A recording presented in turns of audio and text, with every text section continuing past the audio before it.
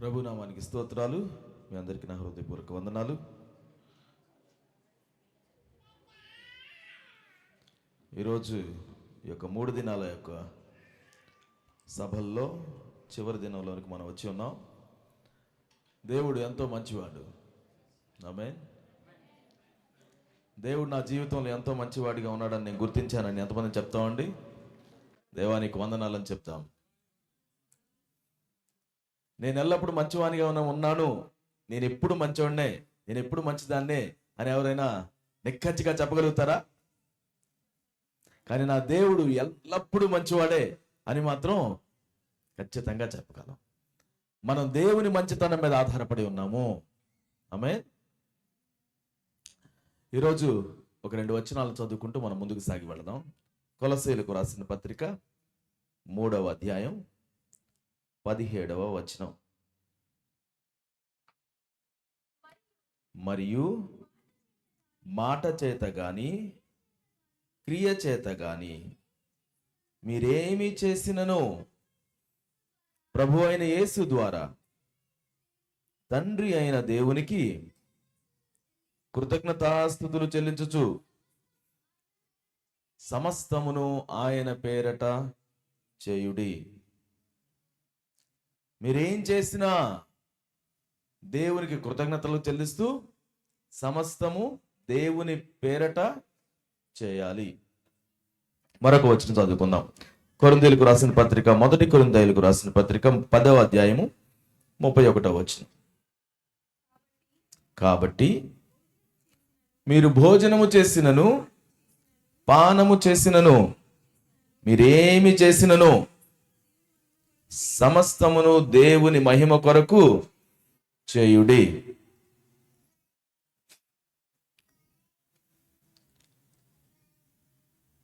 మనం ఇంటి దగ్గర బయలుదేరాం. ఉదాహరణకి మీరు వేరే జిల్లా నుంచి వస్తున్నారు అనుకుందాం. ఇక్కడికి ఎలా బయలుదేరుతారు? ఎలా వస్తారండి? హడావుడిగా వస్తారు. ఏ వాహనాలు వస్తారు?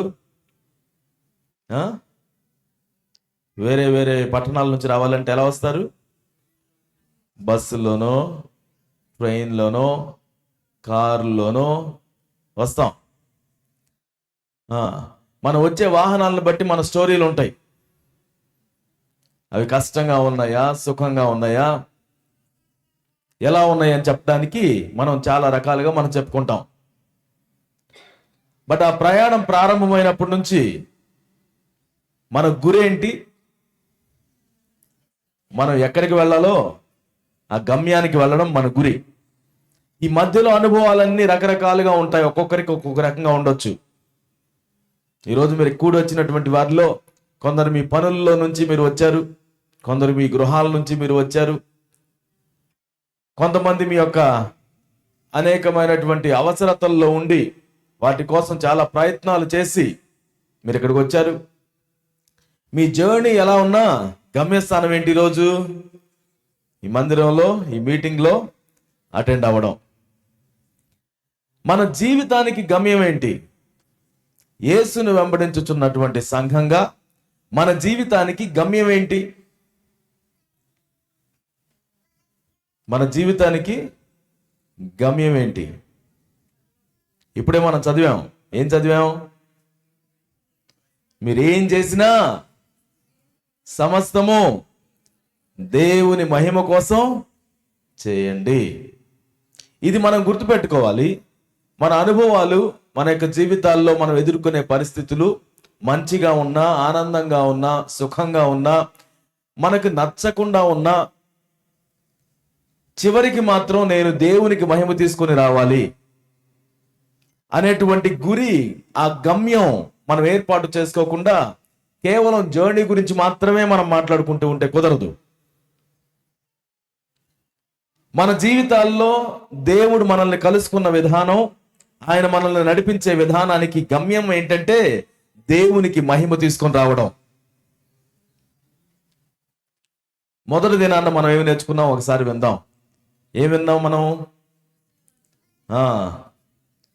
చూసేవారిగా కాకుండా చేసేవారిగా ఉండాలి. తెలిసినట్టుగా మాత్రమే కాకుండా మనం అనుభవపూర్వకంగా ఉండాలి. దానికి గుర్తుగా మనం చెప్పుకున్నాం, స్విమ్మింగ్ పూల్ చుట్టూ తిరగడం కాదు, నీళ్ళల్లోకి దూకితే కానీ దాని లోతేంటో దాని అర్థం ఏంటో మనకు తెలుస్తుంది. కాబట్టి చుట్టూ చూసి మీరు మాట్లాడడం కాదు, మనం అనుభవపూర్వకంగా తెలుసుకుందాం. దేవుడు యెహోవా ఉత్తముడని రుచి చూచి తెలుసుకునుడి. మనం రుచి చూడకుండా మనం మాట్లాడితే కుదరదు. కొంతమంది నాన్ వెజ్ తినరు కానీ బాగా వండుతారు. మీకు తెలిసిన వాళ్ళు ఉన్నారు అలాగూ. వాళ్ళు మనల్ని అడిగి చెప్పాల్సిందే ఎలా ఉంది అని.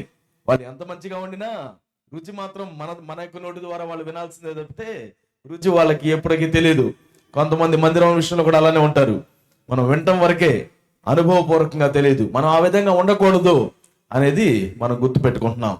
రెండవ దినాన మనం నేర్చుకున్నాం, మన దేవుడు అడుగు వాటన్నిటికంటే, ఊహించు వాటన్నిటికంటే అత్యధికముగా చేసేటువంటి వాడు. డబ్బుల కోసం అడిగితే ఆయన ఇంక ఎవరిని అడగకుండా దేవుడు ఆయనకు తన జీవితాన్ని తిరిగి ఇచ్చేశాడు. మనం ఆ విషయంలో గుర్తు పెట్టుకోవడానికి మనం చెప్పుకున్నాం, ఒక ధనికుడిని మనం వెళ్ళి చిన్న చిన్న విషయాలు అడుగుతావా? అడగం.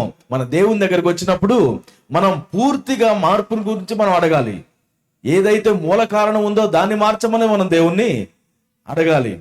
మన గురించి ఆ విధంగా అడగాలి, మన పొరుగు వాని గురించి కూడా అదే విధంగా అడగాలి. యేసు నామమును మనం ప్రకటించుకోవాలి అనే విషయాన్ని మనం మాట్లాడుకున్నాం. ఇవన్నీ మన జీవితాల్లో జరిగేటువంటి విషయాలు. ఇతరుల జీవితాల్లో జరగాలని మనం ఆశించి ఆయన నామమును మనం వినియోగించినప్పుడు, ఆయన నామమును ప్రకటించినప్పుడు దేవుని కార్యాలను మనం చూస్తున్నాం. ఈ మూడవ రోజున మనం అర్థం చేసుకుంటున్నాం, మన గమ్యస్థానం ఏంటి అసలు. మొదటి రోజున గేట్ దగ్గర ఉన్న వ్యక్తిని గురించి మనం చూసాం. బయటనే ఉన్నాడు, అన్నీ తెలుసు, కానీ లోపలికి ఎప్పుడు వెళ్ళలేదు. రెండో రోజు మనం చూసాం, ఆయనకు యేసు నామము ప్రకటించబడినప్పుడు, ఆయన్ని పట్టుకొని పైకి లేపినప్పుడు ఆయన యొక్క శక్తి పొందుకున్నాడు అన్న విషయాన్ని మనం చూసాం. మరోసారి ఆ స్టోరీ దగ్గరికి వెళదాం. అపోస్తలుల కార్యములు 3వ అధ్యాయం.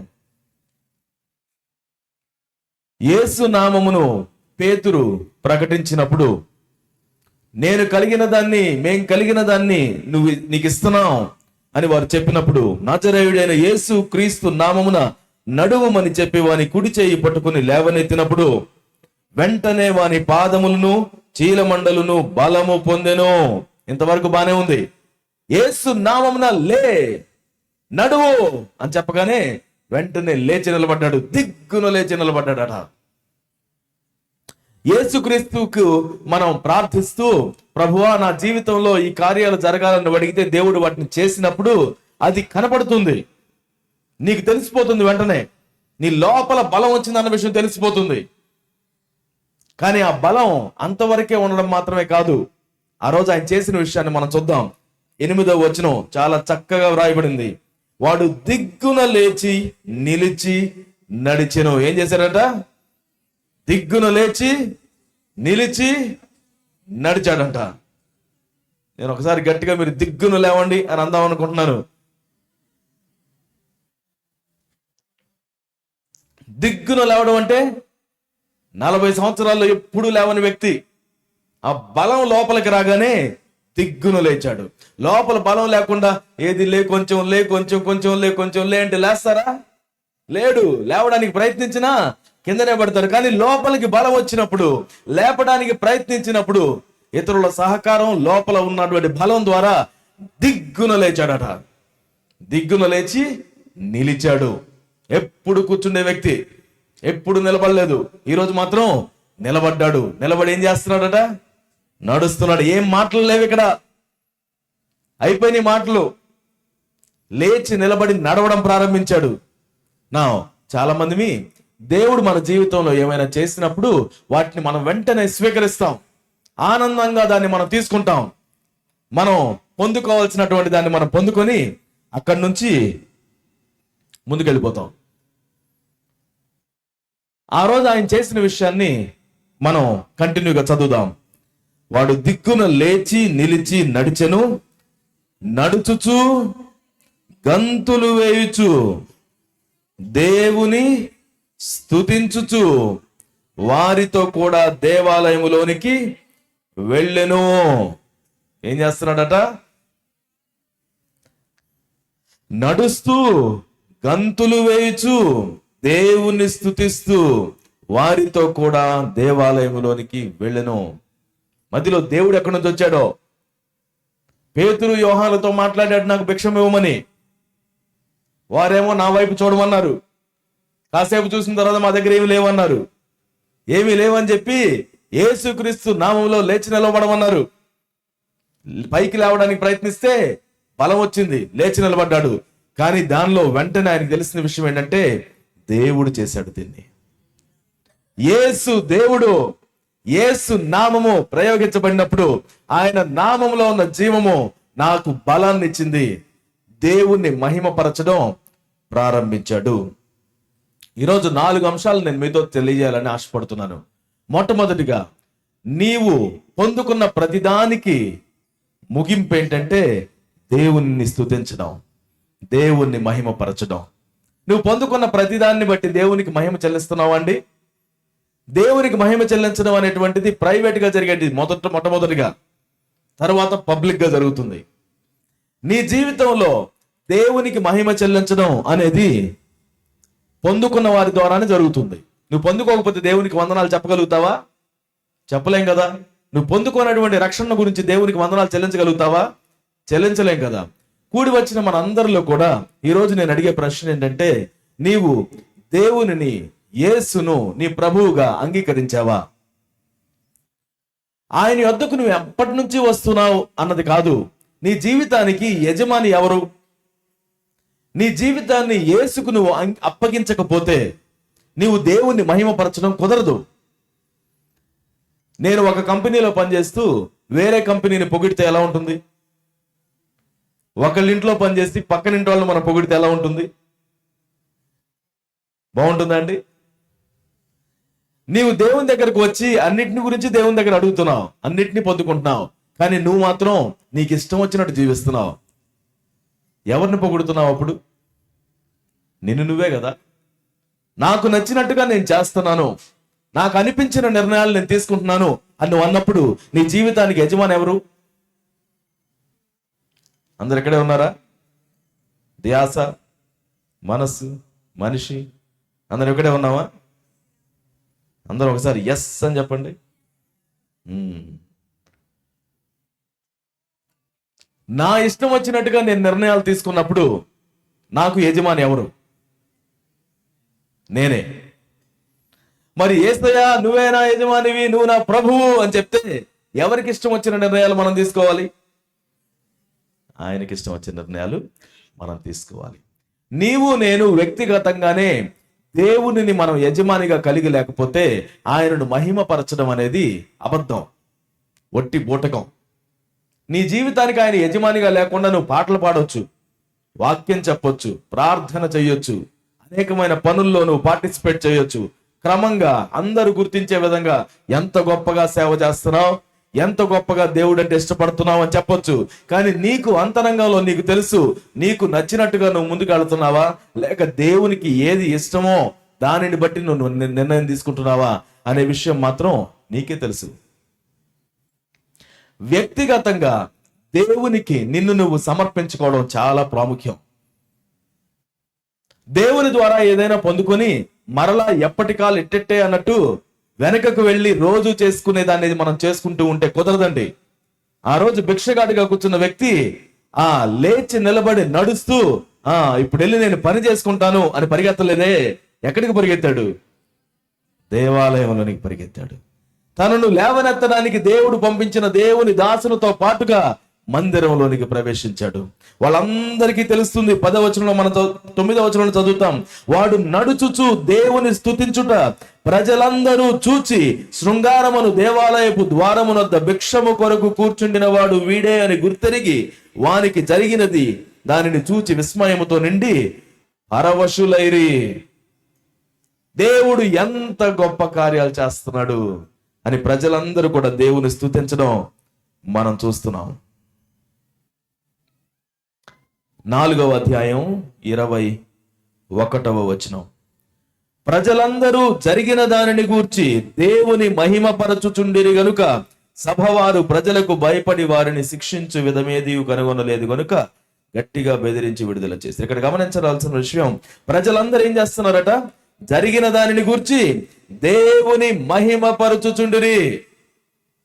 ఒక వ్యక్తి తన జీవితంలో జరిగినటువంటి అద్భుతం, కానీ అక్కడున్న ప్రజలందరికీ కూడా దేవుణ్ణి మహిమపరచడానికి కారణమైంది.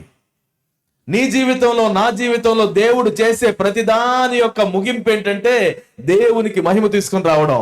నీవు గంతులు వేస్తూ దేవుని స్తుతించడం, అది నీ వైపు నుంచి జరిగేదైతే, నీ జీవితంలో జరిగిన దానిని గమనించుతున్నటువంటి ప్రతి ఒక్కరు కూడా దేవుడే దీన్ని చేశారు అని దేవునిని మహిమపరుస్తారు అని యొక్క స్టోరీలో మనం చూస్తున్నాం. నీవు పొందుకోనటువంటి దాని గురించి దేవుని నువ్వు మహిమపరచలేవు. వ్యక్తిగతంగా దేవుని నువ్వు ఆశ్రయించకుండా ఉంటే, ఈరోజు నేను నీకు పిలుపునిస్తున్నాను. యేసును నువ్వు వెంబడించు, యేసును అడుగు, ఆయన చెప్పింది చెయ్యి. నీకు అనిపించింది కాదు. ఈ రోజు నీకు ఒకటి అనిపిస్తుంది, రేపు మరొకటి అనిపిస్తుంది. మీకు ఎప్పుడైనా అనిపించింది అలాగా? గమనించండి. ఎవరైనా పలాని కంపెనీలో పనిచేయాలి, పలానా చోట పనిచేయాలని చాలా కళ్ళగా అంటారు. తీరా చివరికి దానిలో పని వచ్చిన తర్వాత కొన్ని రోజులకి ఏమంటారు? ఎప్పుడు అదే పని. కొంతకాలానికి దాని మీద ఉన్నటువంటి మోజు తగ్గిపోతుంది, దాని మీద ఉన్నటువంటి ఆసక్తి కాస్త పోతుంది. మనకి దొరకక ముందు దొరకాలని కోరుకుంటాం, దొరికిన తర్వాత దాని మీద ఉన్న విలువ కూడా మనకి కనిపించదు. దేవుని విషయంలో మనకు దేవుడు ఎల్లప్పుడూ అవసరమైనటువంటి వాడు అన్న విషయం గుర్తుపెట్టుకోవాలి. అవసరమైనంత వరకు మాత్రమే ఆయన దగ్గర, దాని తర్వాత ఆయన వదిలిపెట్టి వెళ్ళడం కాదు. నీకు దేవుడు రక్షణనిచ్చాడు, స్వస్థతనిచ్చాడు, నీకు విడుదలనిచ్చాడు. నువ్వేం చేయాలి? దేవుణ్ణి మహిమపరిచే విధంగా మనం ముందుకు సాగాలి. ఒకసారి యేసుక్రీస్తు వారి దగ్గరికి 10 మంది వచ్చారంట. 10 మంది కుష్ఠరోగులు కలిసి కుష్ఠరోగులుగా కూర్చొని ఉండేవారు. ఇదిగో యేసు దగ్గరికి వెళదాం అని వచ్చారు. ఆయన అన్నాడట, సరే మీరు వెళ్ళండి, మీ దేహాలని యాజకునికి చూపించుకోండి అని చెప్పాడట. ఆ రోజుల్లో యాజకుడు అంటే డాక్టర్ లాగా అనమాట. ఆయన వైద్యం చేస్తాడో లేదో కానీ చూసి నీకు బాగైందో లేదో మాత్రం ఆయన చెప్పాలి. ఆయన చెప్తేనే సొసైటీలోకి వీళ్ళందరికీ రావడానికి అవకాశం ఉంటుంది. వీళ్ళందరూ అలా వెళుతూ ఉండగానే దారిలోనే స్వస్థత కలిగింది. ఈయన కళ్ళ ముందు ఇక్కడ స్వస్థత రాలా, కానీ వీరు వెళుతున్నప్పుడు స్వస్థత కలిగింది. విశ్వాసంతోనే బయలుదేరారుగా 10 మంది. స్వస్థత 10 మందికి వచ్చింది కదా. వారిలో ఒక్కడు మాత్రం వెనక్కి తిరిగి వచ్చాడట. ఒక్కడు మాత్రం వెనక్కి తిరిగి వచ్చి, అయ్యా నాకు స్వస్థత కలిగింది, నీకు థ్యాంక్ యూ చెప్పి వెళదాం అనుకున్నాను అని వస్తే ఆయన అడిగాడంట, మిగతా వారు ఏరయ్యా? వాళ్ళందరూ కూడా స్వస్థత పొందుకోలేదా? పొందుకున్నారు. వాళ్ళు నువ్వు చెప్పావు కదా, అందుకని వాళ్ళు సరాసరిగా ముక్కుసూటికి వెళ్ళారయ్యా. కొన్నిసార్లు మనం ఇంతే చేస్తాం, ముక్కుసూటిగా మనం చేయాలనుకున్న చేస్తూ ఉంటాం. దేవునికి మహిమ చెల్లించడం మర్చిపోతాం, దేవునికి వందనాలు చెల్లించడం మర్చిపోతాం. దేవుడిచ్చాడు కదా, బలం ఇచ్చాడు కదా, నేను వెళ్ళి కష్టపడి పని చేసుకుంటాను, వెళ్ళిపోతావు. దేవుని దగ్గరకు వచ్చి ఆయనకి మహిమ చెల్లించడం మాత్రం మర్చిపోతుంటాం. ఈరోజు మనం జ్ఞాపకం పెట్టుకుందాం, మన జీవితంలో దేవుడు మనకిచ్చిన ప్రతిదాని యొక్క గమ్యం మాత్రం ఆయనకు మహిమ చెల్లించడం. నువ్వు భోజనం చేసినా, పానం చేసినా, ఏది చేసినా దేవుని మహిమ కోసం చేయడానికి దేవుడు నీకు దాన్ని అనుగ్రహించి ఉన్నాడు. నీవు కలిగిన బలము, నీవు కలిగిన ఉద్యోగం, నీవు కలిగిన జ్ఞానము సమస్తము దేవుడు తన మహిమ కోసం నీకు అనుగ్రహించి ఉన్నాడు. నీవు చేయలేనటువంటి దాన్ని చేపించగలుగుతూ, ఎక్కలేనటువంటి దాన్ని ఎక్కించగలుగుతూ దేవుడు నిన్ను ముందుకు ఎందుకు నడిపిస్తున్నాడంటే నీ జీవితం ద్వారా తను మహిమ తెచ్చుకోవడానికి. భూమి మీద ఉన్న ప్రతి ఒక్క వ్యక్తి యొక్క పర్పస్ ఏంటంటే, జీవితానికి ఉద్దేశం ఏంటంటే దేవునికి మహిమ తెచ్చుకోవడానికి. మనందరి జీవితాల ద్వారా దేవుడు మహిమ తెచ్చుకోవాలనుకుంటున్నాడు, ఆయన ఘనత తెచ్చుకోవాలనుకుంటున్నాడు. మనం దేవునికి సమర్పించుకోవడం చాలా ప్రాముఖ్యమైనటువంటి విషయం. 34వ కీర్తన 1వ వచనంలో మనం చదువుతాం, నేను ఎల్లప్పుడూ యెహోవాను సన్నుతించెదను, నిత్యము ఆయన కీర్తి నా నోటను ఉంటుంది. ఈరోజు మీ నోట్లో ఏముంటుంది? దేవుని గురించిన కీర్తి ఉంటుందా, లేకపోతే మీ పరిస్థితులకు సంబంధించినటువంటి భయం, ఆందోళనలు కనబడుతున్నాయా? ఫాదర్ బర్క్మన్ గారు ఒక పాట రాశారు. ఆయన అంటారు ఏమని? స్తుతిస్తే సాతాను, గొణిగితే తిరిగి వస్తాడట. మీ రోజు మొత్తం ఒకసారి చూసుకొని స్తుతి ఎక్కువగా ఉందా, గొణుగుడు ఎక్కువగా ఉందా మీరు ఆలోచించుకోండి. ఒకవేళ స్తుతి ఎక్కువగా ఉందనుకోండి, ఆ పాట ఏం చెప్పిందంటే, స్తుతిస్తే సాతాను పారిపోతాడట. నువ్వు స్తుతిస్తూ ఉన్నావు, సాతాను యొక్క అధికారం నీ మీద కనపడడం లేదంత. అదే నువ్వు గొణుగుతూ ఉన్నావు అనుకోండి, ఎలా ఉంటుంది? సాతాను తిరిగి వస్తాడంట. ఈసారి ఒక్కడ కాదు, ఒకసారట యేసుక్రీస్తు వారు చెప్పిన వృత్తాంతం ఇది. మత్తయి వార్తలో 12వ అధ్యాయంలో ఆయన ఏమంటారు? అపవాది తాను వదిలి వచ్చినటువంటి ఇల్లు ఒక ఇంట్లో ఉండేదంట. మరి ఎలా జరిగిందో, యేసుక్రీస్తే పారదూరలేడు అనుకుందాం. అపవాది వెళ్ళిపోయింది అక్కడ నుంచి. వెళ్ళిపోయి ఎక్కడ తిరుగుతుందట? నీరు లేని స్థలాల్లో తిరుగుతుందట. అలా తిరుగుతూ ఒక ఆశ కలిగిందట. దానికి ఆ ఆశ ఏంటి? నేను వదిలి వచ్చిన ఇల్లు ఉంది కదా, ఒకసారి వెళ్ళి చూస్తాను. మీకు ఎప్పుడైనా అనిపించిందా ఇలాగూ? ఇది కామన్ థింగ్. యేసుక్రీస్తు వారు చెప్పిన ఉపమానాలన్నీ చాలా రియల్ లైఫ్ కి దగ్గరగా ఉంటాయి. మేము చాలా ఇల్లు మారాం హైదరాబాద్లో. ఇల్లు మారిన తర్వాత వదిలి వచ్చినటువంటి ఇల్లుని చూడాలనే ఆశలు మాకుంటాయి. మీకు ఎప్పుడైనా ఉన్నాయి అలాగా? ఆ ప్రాంతానికి వెళ్ళగానే, ఈ ప్రాంతంలో ఇంతకు ముందు ఎక్కడ ఉండేవాళ్ళు ఒకసారి చూసి వద్దాం. ఆ ఇల్లు మంది కాదు, దానిలో ఎవరున్నారో మనకు తెలియదు, లోపలికి మనమే వెళ్ళాం, కానీ అక్కడ ఒకసారి చూద్దాం. ఎవరుంటే ఇక్కడ ఉండేవాళ్ళం ఇదివరకు అని చెప్పుకుంటాం. అప్పుడు అది కూడా మనలాంటి వాడేలాగా ఉంది. నేను వదిలి వచ్చినటువంటి ఇల్లుని చూద్దామని వస్తానట. తీరా అక్కడికి రాగానే లోపలికి తొంగి చూస్తే అది శుభ్రంగా ఉంది, ఖాళీగా ఉంది, కానీ శుభ్రంగా ఉంది. ఎక్కడ నీట్గా అమర్చి పెట్టబడి ఉన్నాయి. అది చూడగానే బాగా ఇష్టం వచ్చేసింది. ఖాళీగా ఉంది కదా, నేను మరలా రావాలి అని ఆశపడ్డాడు. కాకపోతే ఒంటరిగా నేను రావడం ఇష్టం లేక ఇంకో 7 స్నేహితులను పట్టుకొచ్చాడట. మరో 7 దురాత్మలు పట్టుకొని వచ్చాడు. ఇంతకు ముందు ఒకటితో కలిగినటువంటి ఆ ఇల్లు ఇప్పుడు 7 దురాత్మలతో ఎంత ఘోరంగా మారిపోయిందో. కొన్నిసార్లు మన జీవితంలో అపవాదిని, వాడి అనుచరుల్ని దేవుడు నీ జీవితంలో నుంచి తరిమి కొట్టి నరకప్రాయంగా ఉన్నటువంటి మన జీవితానికి పరలోకాన్ని దేవుడు అనుగ్రహించి, ఆయన స్వరం వినేటట్టుగా ఆయన నామాన్ని దేవుడు మనకు అనుగ్రహించి బలపరిచి ధైర్యపరిచి ముందుకు నడిపిస్తుంటే, మనం గొణుక్కుంటూ సణుక్కుంటూ అపవాదికి, రానాయన నేను చాలా ఖాళీగా ఉన్నాను అని ఓపెన్ చేసి ఇంతకు మునుపు కంటే ఎక్కువ దరిద్రాన్ని మన జీవితాల్లోకి తెచ్చిపెట్టుకున్నటువంటి జీవితాలు ఎంత బాధాకరం. కొంతమంది అంటూ ఉంటారు, అయ్యా ప్రభువుని అంగీకరించక ముందన్నా ఒక రకంగా ఉండేది జీవితం, అంగీకరించిన తర్వాత జీవితం మరీ ఘోరంగా అయిపోయింది. ఆయన అంగీకరించినందుకు కాదండి, ఆయన వచ్చి నీ హృదయాన్ని మొత్తాన్ని శుభ్రం చేశాడు. కానీ ఆయనకి ఇవ్వాల్సినటువంటి సీట్ ఆయనకి ఇవ్వాల. నువ్వే కూర్చున్నావు, నేనే నడుపుకోవాలి నా జీవితాన్ని అని అనుకుంటున్నావు. దేవుడు నిన్ను బాగు చేశాడు కదా, ఆయన్ని మనం వెంబడించడం మర్చిపోతాం. యేసుక్రీస్తు వారు ఒక గుడ్డివాడిని స్వస్థపరిస్తే వాడు వెంటనే, ప్రభువా నేను నమ్ముతున్నానయ్యా అన్నాడు. ప్రభువా అంటే యజమానుడా, నేను నిన్ను వెంబడిస్తాను. సేనాదయాన్ని ఆయన తొలగిస్తే ఎవ్వరు పట్టుకోలేనటువంటి వ్యక్తి ఆయన, సేనాదయం పట్టిన వ్యక్తి. సేన అంటే దాదాపు 6,000 మంది దురాత్మలు కలిగినటువంటి వ్యక్తి. రోమా సామ్రాజ్యంలో 6,000 మందిని కలిపి ఉన్నటువంటి సైన్యాన్ని, అదే సైన్యం లేక సేన, లీజన్ అని పిలుస్తారు. అంతటి దురాత్మలు కలిగినటువంటి వ్యక్తి ఎవరికి కూడా వల్ల కాకపోతే పట్టుకోవడానికి సంకెళ్ళు వేస్తే సంకెళ్ళు కూడా పనికి రాకపోతే వదిలేశారట. సమాధుల్లో పడి తను గాయపరుచుకుంటుంటే యేసుక్రీస్తు వారు వచ్చి ఆయనను స్వస్థపరిచిన తర్వాత ఆయన అంటాడు, అయ్యా నేను నీతో పాటుగా వస్తాను ప్రభు, నేను నీతో పాటుగా వస్తాను. నీ జీవితంలో దేవుడు పాపము నుంచి, శాపము నుంచి, అనేకమైన అలవాట్ల నుంచి విడుదల కలిగించి నీ జీవితానికి శాంతి సమాధానాన్ని దేవుడు అనుగ్రహించినప్పుడు, నీలో ఉన్న పిరిగితనాన్ని, భయాన్ని తొలగించినప్పుడు నీవు అయ్యా నేను నిన్ను వెంబడిస్తాను అని చెప్పగలుగుతున్నావా? పొందుకున్న వాళ్ళని పొందుకొని మన దారిని మనం వెళ్ళిపోతున్నావా? ఇది కూడా మనకు బాగా తెలిసినటువంటి అలవాటే.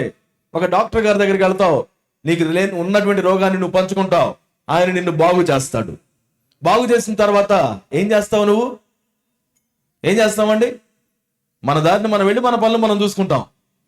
అంతేగాని డాక్టర్ గారి దగ్గరికి వెళ్ళి అయ్యా నన్ను బాగు చేసావు అని రోజు ఆయన దగ్గరికి వెళ్తామా? వెళ్ళం కదా. చాలాసార్లు దేవుణ్ణి కూడా ఇలానే మనం ట్రీట్ చేస్తాం. మనకి బాగోలేనప్పుడు ఆయన దగ్గరకు వస్తాం, అవసరత ఉన్నప్పుడు ఆయన దగ్గరకు వస్తాం, కష్టంలో ఉన్నప్పుడు ఆయన దగ్గరకు వస్తాం, ఏం చేయాలో తోచనప్పుడు ఆయన దగ్గరకు వస్తాం. వచ్చిన తర్వాత దేవుడు కనికరించి చాలాసార్లు మనం అడగక ముందుగానే దేవుడు అన్నిటినీ మనకి సమకూర్చి నడిపిస్తే మరలా ఏం చేస్తాం? ఇంకోసారి అవసరం వచ్చినప్పుడు వస్తానే, బాయ్ బాయ్. మనకున్న అలవాటే అది, కామన్ అలవాటు. ఒక డాక్టర్ లాగా దేవుణ్ణి మనం ట్రీట్ చేయడం ప్రారంభిస్తాం, ఒక కౌన్సిలర్ లాగా మనం ట్రీట్ చేయడం ప్రారంభిస్తాం, ఒక ధనికుడు లాగా ఆయన ట్రీట్ చేయడం ప్రారంభిస్తాం. అవసరతలు ఉన్నప్పుడు ఆయన దగ్గరకు వస్తుంటాం, అవసరం లేనప్పుడు కనపడం. దేవుణ్ణి ఆ విధంగా ట్రీట్ చేయమని ఆయన కోరుకోవడంలా, ఆయన ఎప్పుడు కూడా నన్ను వెంబడించండి ఏమంటున్నాడు ఆయన? ఎప్పుడు?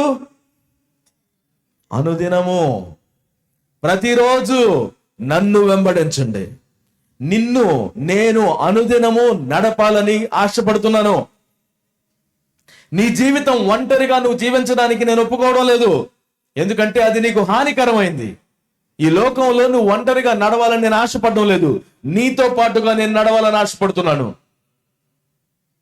ఈరోజు ఈ మాటలు వింటున్నటువంటి నువ్వు ఒంటరితనంతో బ్రగిపోతూ ఉంటే నువ్వు అబద్ధాన్ని భలే నమ్ముతున్నావు. ఎందుకంటే నీ కోసం ప్రాణం పెట్టినటువంటి దేవుడు నీతో పాటుగానే ఉన్నాడు, పట్టించుకోకుండా ఉంటున్నావు అంతే. మీరు ఎప్పుడైనా ఒక రోజు మొత్తం దేవుణ్ణి పలకరించకుండా జీవించేశారా? ఎప్పుడు జీవించలేదా? రోజు మొత్తంలో నీ పనుల్లో నువ్వు ఉండిపోయి ఆయన అంతగా కనపట్టలేదు కదా.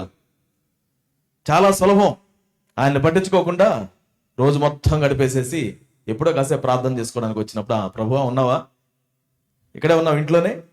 నేను ప్రపంచం మొత్తం తిరిగి వచ్చాను, నా బాధలు ఏం చెప్పుకోవాలే, అలసిపోయానుగా. ఇదిగో రేపు నన్ను కొంచెం నిద్ర లేపు, రేపు చాలా ఈతలు ఎదాలి, నేను సముద్రాల్లో ఈతలు ఎదాలి, అది తలుచుకుంటేనే దుఃఖం వచ్చేస్తుంది. అయినా ఇవన్నీ నీకేం అర్థం అవుతాయి? రేపు సాయంత్రం మళ్ళా కలుస్తానే. మన ఇంట్లో చంటి పిల్లలను మనం చూసినట్టుగా చూస్తుంటాం. దేవునిని మనం మన నుంచి ఎడబాటు చేయడానికి ప్రయత్నించడం మానేద్దాం. ఒకసారి దేవునిని ఆహ్వానించిన తర్వాత ఆయనతో పాటుగా ముందుకు నడవడానికి ఇష్టపడదాం. నీ జీవితంలో కొంతమంది ఏం చేస్తారంటే, మందిరంలోకి వచ్చినప్పుడు మాత్రం చాలా ప్రత్యేకమైన మనుషులు, మందిరం దాటిన తర్వాత క్రొత్త మనుషులు. ఇక్కడ ఒక రకం, బయటికి వెళ్ళాక మరొక రకం. 2 రకాల జీవితాలు మనకు అవసరం అంటారా? మందిరంలోను మందిరం బయటను మనం ఒకటే విధంగా ఉండాలని దేవుడు కోరుకుంటున్నాడు. కొంతమంది నమ్మకం ఏంటంటే ఇక్కడికి వచ్చినప్పుడు దేవుడు ఉన్నాడని. లేదు, ఇక్కడ దేవుని గురించి నువ్వు తెలుసుకుంటున్నావు, ఎదుగుతున్నావు, కానీ దేవుడు నీతో పాటుగా నువ్వు వెళ్ళిన ప్రతి ప్రదేశంలో, నువ్వు ఉన్న ప్రతి ప్రాంతంలో ఆయన నీతోనే ఉన్నాడన్న విషయాన్ని మీరు మర్చిపోకూడదు. హల్లెలూయా. దేవుడు మనతో ఉన్నాడా, దేవుడు మనలో ఉన్నాడా అని నేను అడుగుతుంటాను. మీరు చెప్పండి, దేవుడు మీతో ఉన్నాడా, దేవుడు మీలో ఉన్నాడా? మీలో ఉన్నాడా, మీతో ఉన్నాడా? సరే, ఎంతమంది దేవుడు నాతో ఉన్నాడని చెప్తారు? పక్కన వాళ్ళు కూడా చూడండి, వాళ్ళు చెప్తున్నారు చెప్పట్లేదు, చూద్దాం. ఉన్నాడా దేవుడు మీతో? లేడమ్మా? ఉన్నాడా? ఇంకో ఆన్సర్ కోసం ట్రై చేస్తున్నారు. సరే, దేవుడు నాలో ఉన్నాడనే వారు ఎంతమంది ఉన్నారు?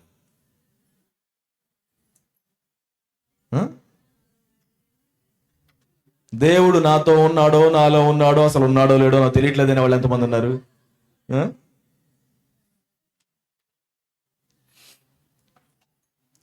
దేవుడు మనతో ఉండడానికి మనం ఏమైనా చేయాలా, చేయకూడదా? ఏం చేయాలి? ఏం చేయాలి? దేవుడు మనతో ఉండడానికి మనం ఏం చేయాల్సిన అవసరం లేదు. నీతిమంతుల మీద అనీతిమంతుల మీద తన వర్షాన్ని కురిపిస్తూ దేవుడు అందరితోటూ ఉన్నాడు. సృష్టి యావత్తు దేవుడు ఉన్నాడు. దేవుడు మనతో ఉన్నాడు, దేవుడు అందరితో ఉన్నాడు. ఇమ్మాన్యుయేల్ అని చెప్పుకుంటాం. దేవుడు మనకు తోడు, అందరికీ తోడుగా ఉన్నాడు. బట్ దేవుడు మనలో ఉండాలి అంటే మాత్రం ఏం చేయాలి? నువ్వు ఆహ్వానించాలి. నేను ఇక్కడ ఉన్నాను, మీ ఇంట్లో ఉన్నానా, మీతో ఉన్నానా? మీతో ఉన్నాను. మీతో ఉండడానికి మీరేం చేశారు? పాస్టర్ గారు ఆహ్వానించారు. మీరేం చేశారు? ఇష్టపడుతుంటారు, మంచిదే. బట్ మీ ఇంటికి రావాలంటే ఏం చేయాలి? ఆహ్వానించాలి. దేవుడు మనలో ఉండాలి అని అంటే మాత్రం మనం ఆహ్వానించాలి. నువ్వు ఆహ్వానించకుండా నీ జీవితాల్లోనికి దేవుడు చొరపడడు.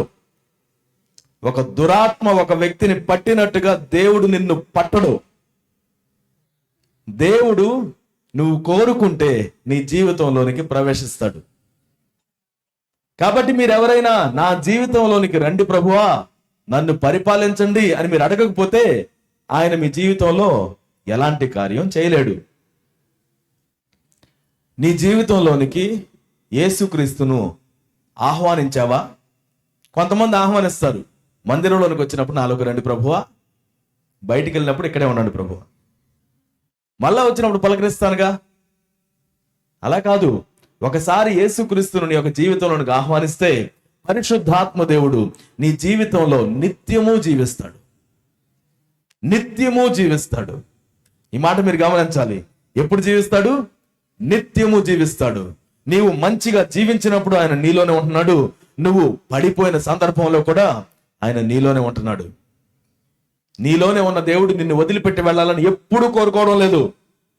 అందుకే మనం చెప్పుకుంటాం, మనము దేవుని మందిరంగా ఉన్నాము అని. ఎవరండి? నేను దేవుని మందిరాన్ని అని ఒకసారి చెప్పండి. ఇక్కడికి వచ్చినప్పుడు మందిరాన్ని ఎంత పరిశుద్ధంగా ఉంచాలని ప్రయత్నిస్తామో మన జీవితాన్ని, మన శరీరాన్ని కూడా అంతే పరిశుద్ధంగా చూసుకోవాల్సిన బాధ్యత మన చేతుల్లో దేవుడు పెట్టాడు. దేవుని మందిరం మనం.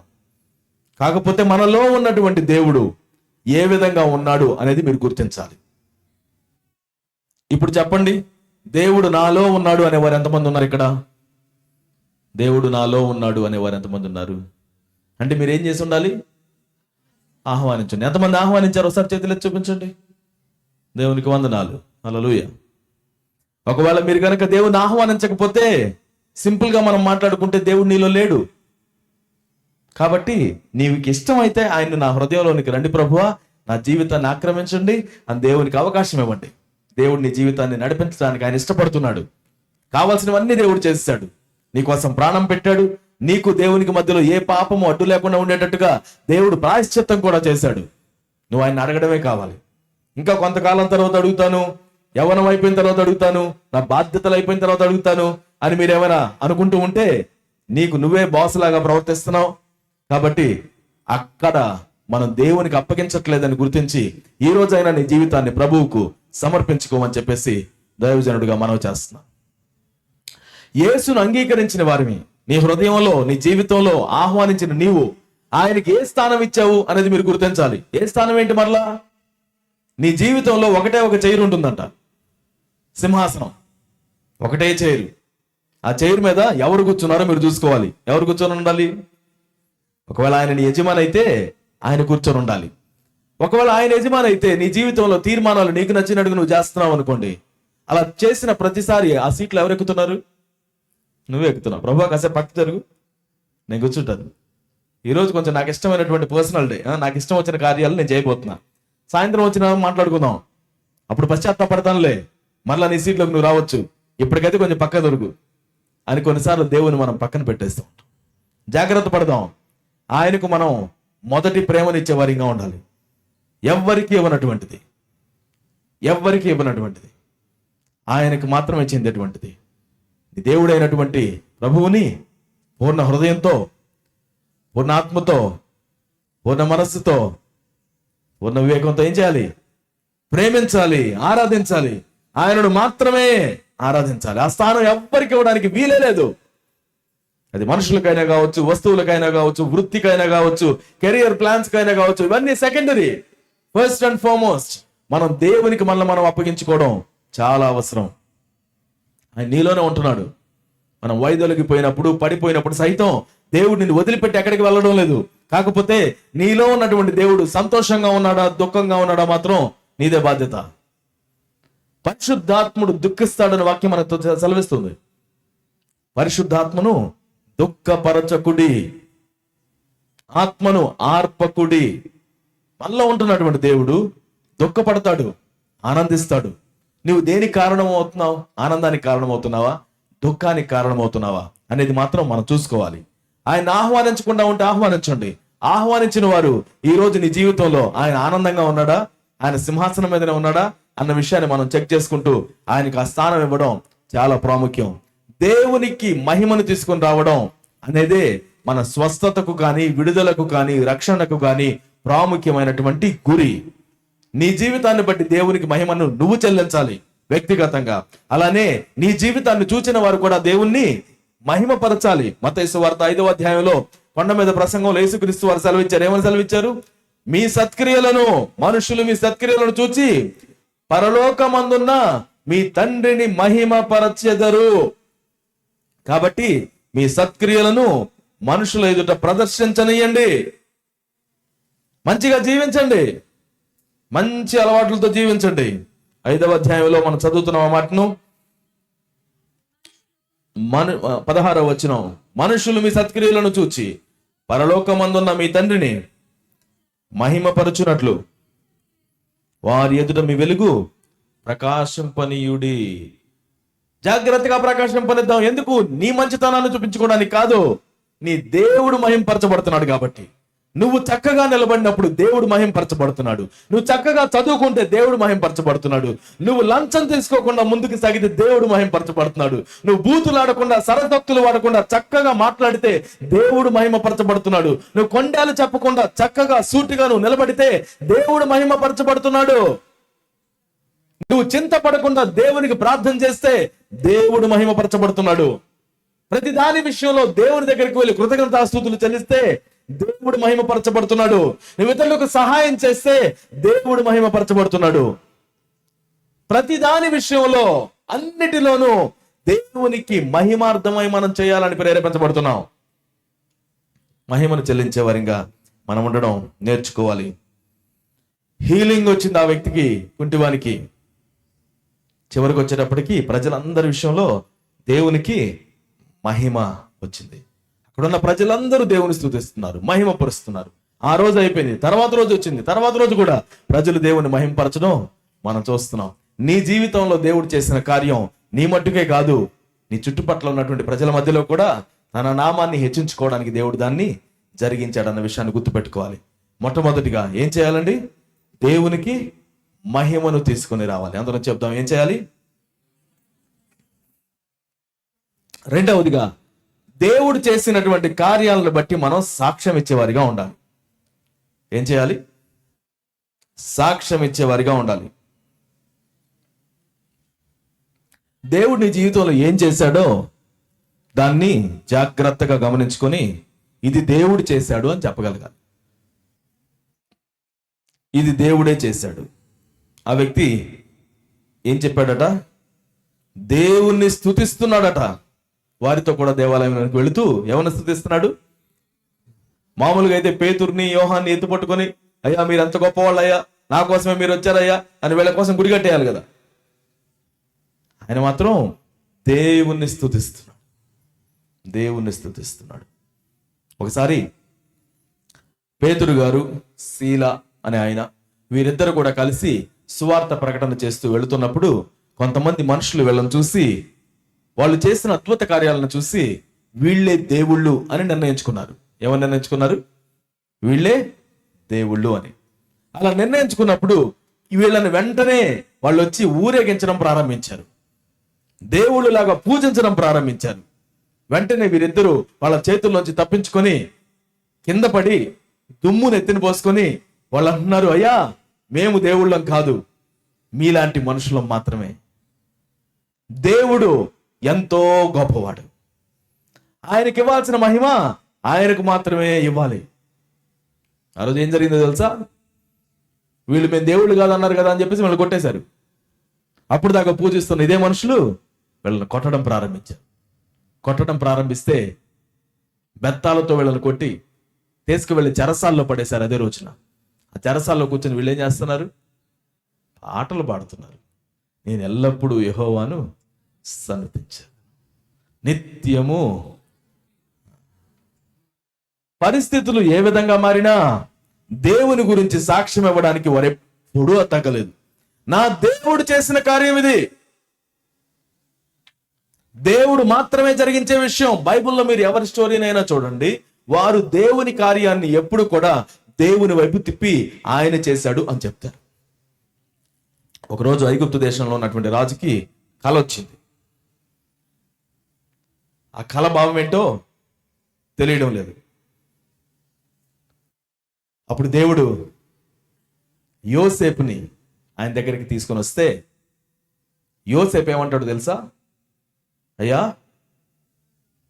ఆ కళ భావం చెప్పడం నా వలన కాదు. చదివారా? చూద్దాం ఒకసారి. ఎక్కడ చూస్తాం అది? 41:16 ఏమని చదువుతాం?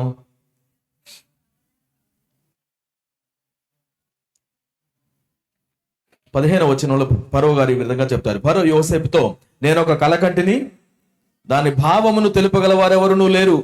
నీవు కలను విన్న ఎడల దాని భావము చెప్పగలవని నిన్ను గూర్చి వింటినని అతనితో చెప్పినందుకు ఏం విన్నాడంట రాజు? ఒక అబ్బాయి ఉన్నాడు, నువ్వు కల చెప్పగానే ఇంటే భావం చెప్పేస్తాడు, ఆయన చెప్పిన భావం నెరవేరుతుంది కూడా అని ఆయన దగ్గరలో ఉన్నటువంటి వ్యక్తి చెప్తే ఈయన్ని పిలిపించాడు. అప్పుడు యోసేపు యొక్క రెస్పాన్స్ ఏంటి? 16వ వచనం.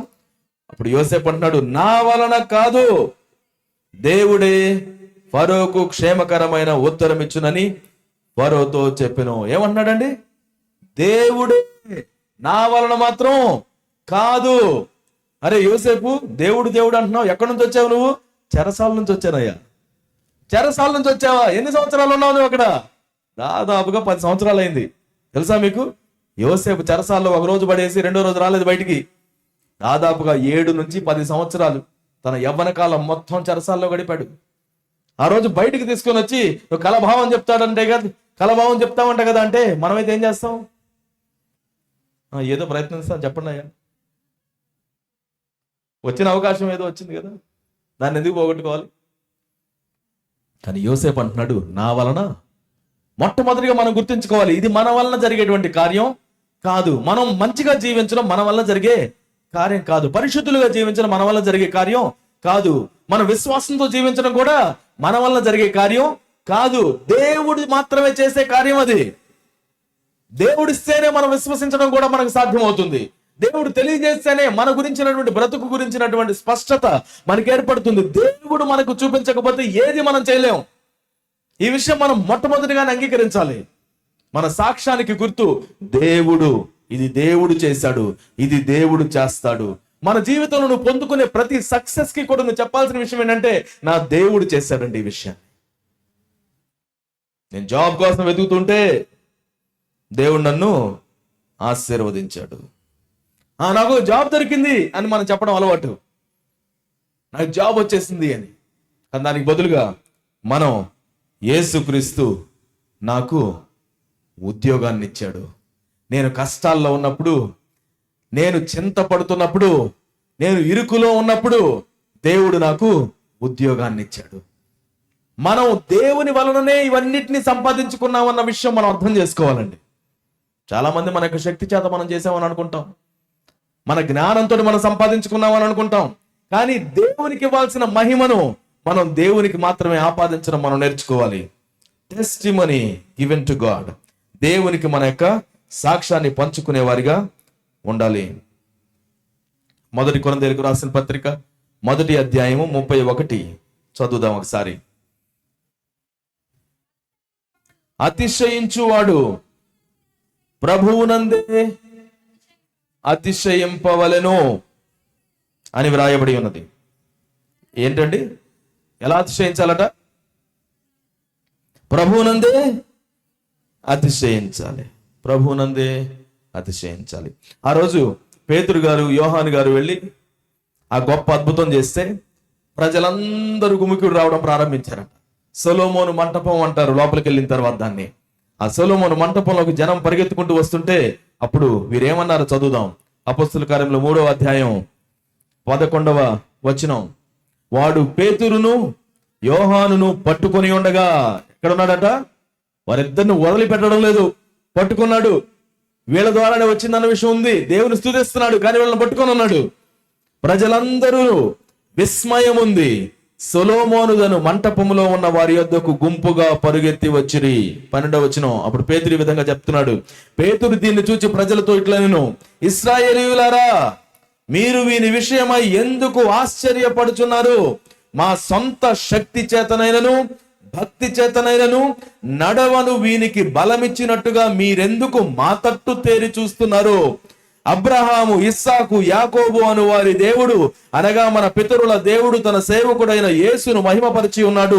మీరు ఆయనను అప్పగించితిరి. పిలాతు ఆయనను విడుదల చేయుటకు నిశ్చయించినప్పుడు మీరు అతని ఎదుట ఆయనను నిరాకరించితిరి.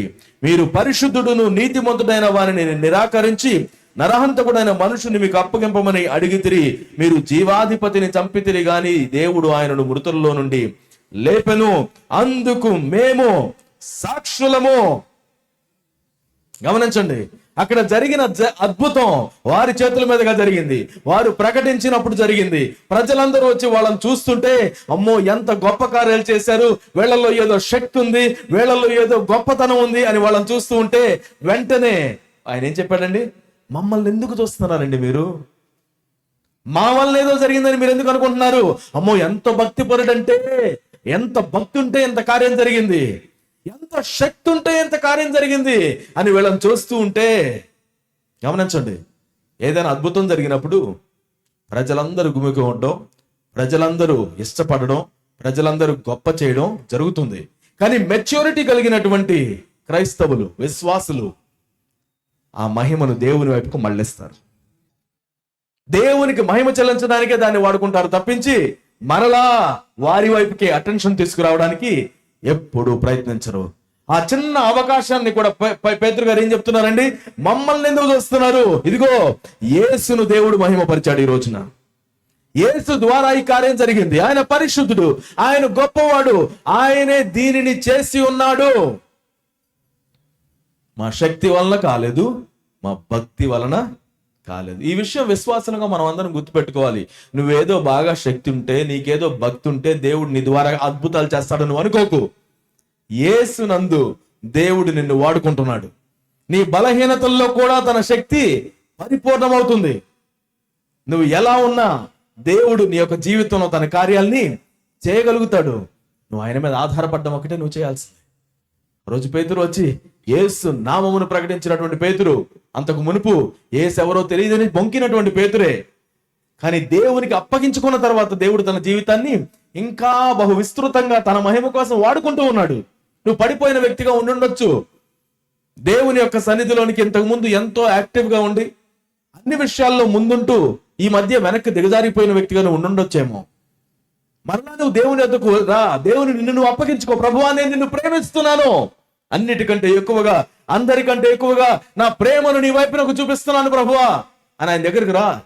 దేవుడు నిన్ను ఎంతగా వాడుకుంటాడంటే మరలా తిరిగి నిలబెట్టుకొని తన ఆత్మ చేత నింపి అందరికీ ఆశీర్వాదకరమైన జీవితాన్ని నీ ద్వారా దేవుడు జరిగిస్తాడండి, తన మహిమ కోసం. ఎవరి కోసం? కాబట్టి మనం దేవునికి మహిమ చెల్లించడం మనం చేయాలి. మహిమ కేవలం దేవునికి మాత్రమే చెందేది, ఏ మనిషికి చెందేది కాదు. కొంతమంది ప్రార్థన చేస్తే జరిగింది కదా అని చెప్పేసి వాళ్ళ చుట్టూ తిరిగి ప్రార్థన చేయించుకుంటూ ఉంటాం. మనం కలిసి ప్రార్థన చేయడం తప్పు కాదు, కానీ ఎవరో ప్రార్థన చేస్తే జరిగిద్ది అని మనం అనుకోవడం, దేవుణ్ణి మనం తప్పుగా అర్థం చేసుకుంటున్నాం. ఆయన మన కన్న తండ్రి. ఒకళ్ళెవరో చెప్పిన రికమెండేషన్ బట్టి దేవుడు నడవాలని కోరుకోవడం లేదు. కలిసి ఒక దానిలో ఏకీభవించమని దేవుడు కోరుకుంటున్నాడు. మీరు ఒకళ్ళనొకళ్ళు ఆలోచించి ఒకదాన్ని అడగమని దేవుడు ఆశపడుతున్నాడు. అంతేగాని దేవుడు మీకు దేవునికి మధ్యలో ఇంకొక రికమెండేషన్ ఉండాలని దేవుడు కోరుకోవడం లేదు. కలిసి దేవుని దగ్గరికి వచ్చి అడుగుతున్నప్పుడు దీన్ని అడగాల అడగకూడదని ఒకరికొకరు మనం బుద్ధి చెప్పుకుంటూ జాగ్రత్తగా దేవుని దగ్గరికి అడగలుగుతాం. అడిగినప్పుడు దేవుడు దాన్ని సహాయం చేస్తున్నాడు. కాబట్టి మన యొక్క టెస్టిమనీని మనం షేర్ చేసుకోవడానికి ఏమాత్రం వెనక్కి తగ్గకూడదు. రక్తస్రావం కలిగినటువంటి స్త్రీ యేసుక్రీస్తు వారిని దర్శించడానికి వచ్చింది. 12 సంవత్సరాల నుంచి ఎంతో కష్టపడి ఉన్నదంతా కూడా అమ్మి వేసుకోవాల్సిన పరిస్థితి వస్తే యేసును గురించి విన్నటువంటి స్త్రీ ఎవరో చెప్పారు.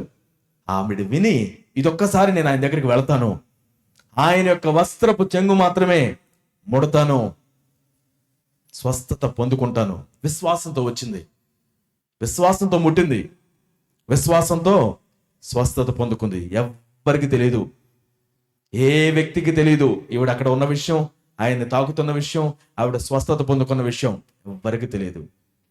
ఆవిడికి తెలిసింది నేను స్వస్థత పొందుకున్నాను అని. కానీ దేవునికి మాత్రం తెలుసు. ఆయన ఏమన్నాడు? నన్నెవరో ముట్టారు. ఏమన్నాడండి? నన్నెవరో ముట్టాడు. ఆయనకి తెలియదు ఎవరు ముట్టారో. కానీ ఎందుకు అడుగుతున్నాడు ఆయన? మనము మన జీవితంలో చేసినటువంటి కార్యం, దేవుడు చేసిన కార్యాన్ని మనం ప్రకటించాలని దేవుడు ఆశపడుతున్నాడు. నీ జీవితంలో దేవుడు చేసినటువంటి ప్రతి దానిని గురించి మనం ఓపెన్గా మాట్లాడుకోవడం ఎంత బాగుంటుంది. చాలా మంది ప్రభువు నెరగని వారు అనుకుంటారు, ఏదో ఆశించి మీరు ప్రభు దగ్గరకు వస్తున్నారు అని. అవును, మనం దేవుడిని ఆశించి వస్తున్నాం. ఆయన ఏం చేస్తున్నాడో మనం ప్రకటన చేద్దాం. నా జీవితంలో దేవుడు ఏం చేస్తున్నాడు, ఈ రోజున దేవుడు ఏం చేశాడు. ఒకటే సమస్య దొరుకుంది. ఒక వ్యక్తి విశ్వాసి, ఒక వ్యక్తి అవిశ్వాసి. వీరి ప్రతిస్పందన ఎలా ఉంటుంది అనుకుంటున్నారు మీరు? సమస్య ఒకటే. అవిశ్వాసి దాని గురించి భయపడిపోతూ, బెంబేలెత్తిపోతూ, చింతపడిపోతూ, ఏవి తిండి తినకుండా బాగా విసిగిపోయి రోధిస్తూ గడిపితే, ఒక విశ్వాసి ఎలా గడుపుతారు? నిరీక్షణ కలిగి, ప్రార్థిస్తూ, దేవునికి అప్పగించి విశ్వాసంతో ముందుకు సాగగలుగుతారు. ఇప్పుడు ఈ మాట నేను చెప్పేటప్పుడు మీరు విశ్వాసగా ప్రవర్తిస్తున్నారా, అవిశ్వాసగా ప్రవర్తిస్తున్నారా మీరు చూసుకోండి. నేను మిమ్మల్ని ఏమంటలేదండి. విశ్వాస అయితే దేవుని వాక్యాన్ని బట్టి మన చింత యావత్తు దేవునికి అప్పగించి మనం జీవించగలుగుతాం. అది నీ టెస్టిమనీ. యేసును నమ్ముకుంటే నీకు చింతలు రావని కాదు, కష్టాలు రావని కాదు, ఆపోజిషన్ ఉండదని కాదు. కానీ వాటన్నిటి మధ్యలో దేవుడు నిన్ను వదిలిపెట్టి వెళ్ళడం లేదు. ఆయన నేను నీకు తోడుగా ఉన్నాను, నువ్వు ధైర్యంగా ఉండు అని చెప్పే మాటను మాత్రం మనం పట్టుకుని ముందుకు సాగుతున్నాం. దేనిని బట్టి మనం చింతపడాల్సిన అవసరం లేదు అని జ్ఞాపకం చేసుకుని మనం ముందుకు సాగుతున్నాం. ఏది ముందుకు వచ్చినా నవ్వుతో మనం ముందుకు సాగి వెళ్ళడం గురించి దేవుడు మనతో మాట్లాడుతున్నాం. అన్ని విషయాల్లో ఎలా ఉండాలంటండి? ఆనందంగా ఉండాలి, సంతోషంగా ఉండాలి. అది ఏది వచ్చినా నువ్వు గట్టిగా గంట సేపు పెట్టిస్తే అదేమన్నా పోతుందా? ఏడు పాపి, దేవా నీకు వందనాలని చెప్పండి. దేవా ఇదిగో ఈ పరిస్థితి ఎలా ఉంది, నాకు ఏం చేయాలో పాల్పోవడం లేదు. నీకున్న కలవరాన్ని దేవుని ముందు చెప్పు, కానీ సంతోషంతో ముందుకు సాగి వెళ్ళు. ఎందుకంటే నీ దేవుడు నిన్ను వదిలిపెట్టి వెళ్ళడం లేదు. అక్కడ నీ ఈత నువ్వే ఈదుకొని బయటికి రా అని చెప్పడం లేదు. ఆ రోజు పేతురుని దేవుడు నీటి మీద నడవమంటే పేతురు ఎంచక్కా నీటి మీదకి దిగాడు. నీటి మీద నడుస్తున్నాడు. నడిచేవాడు నడుస్తూ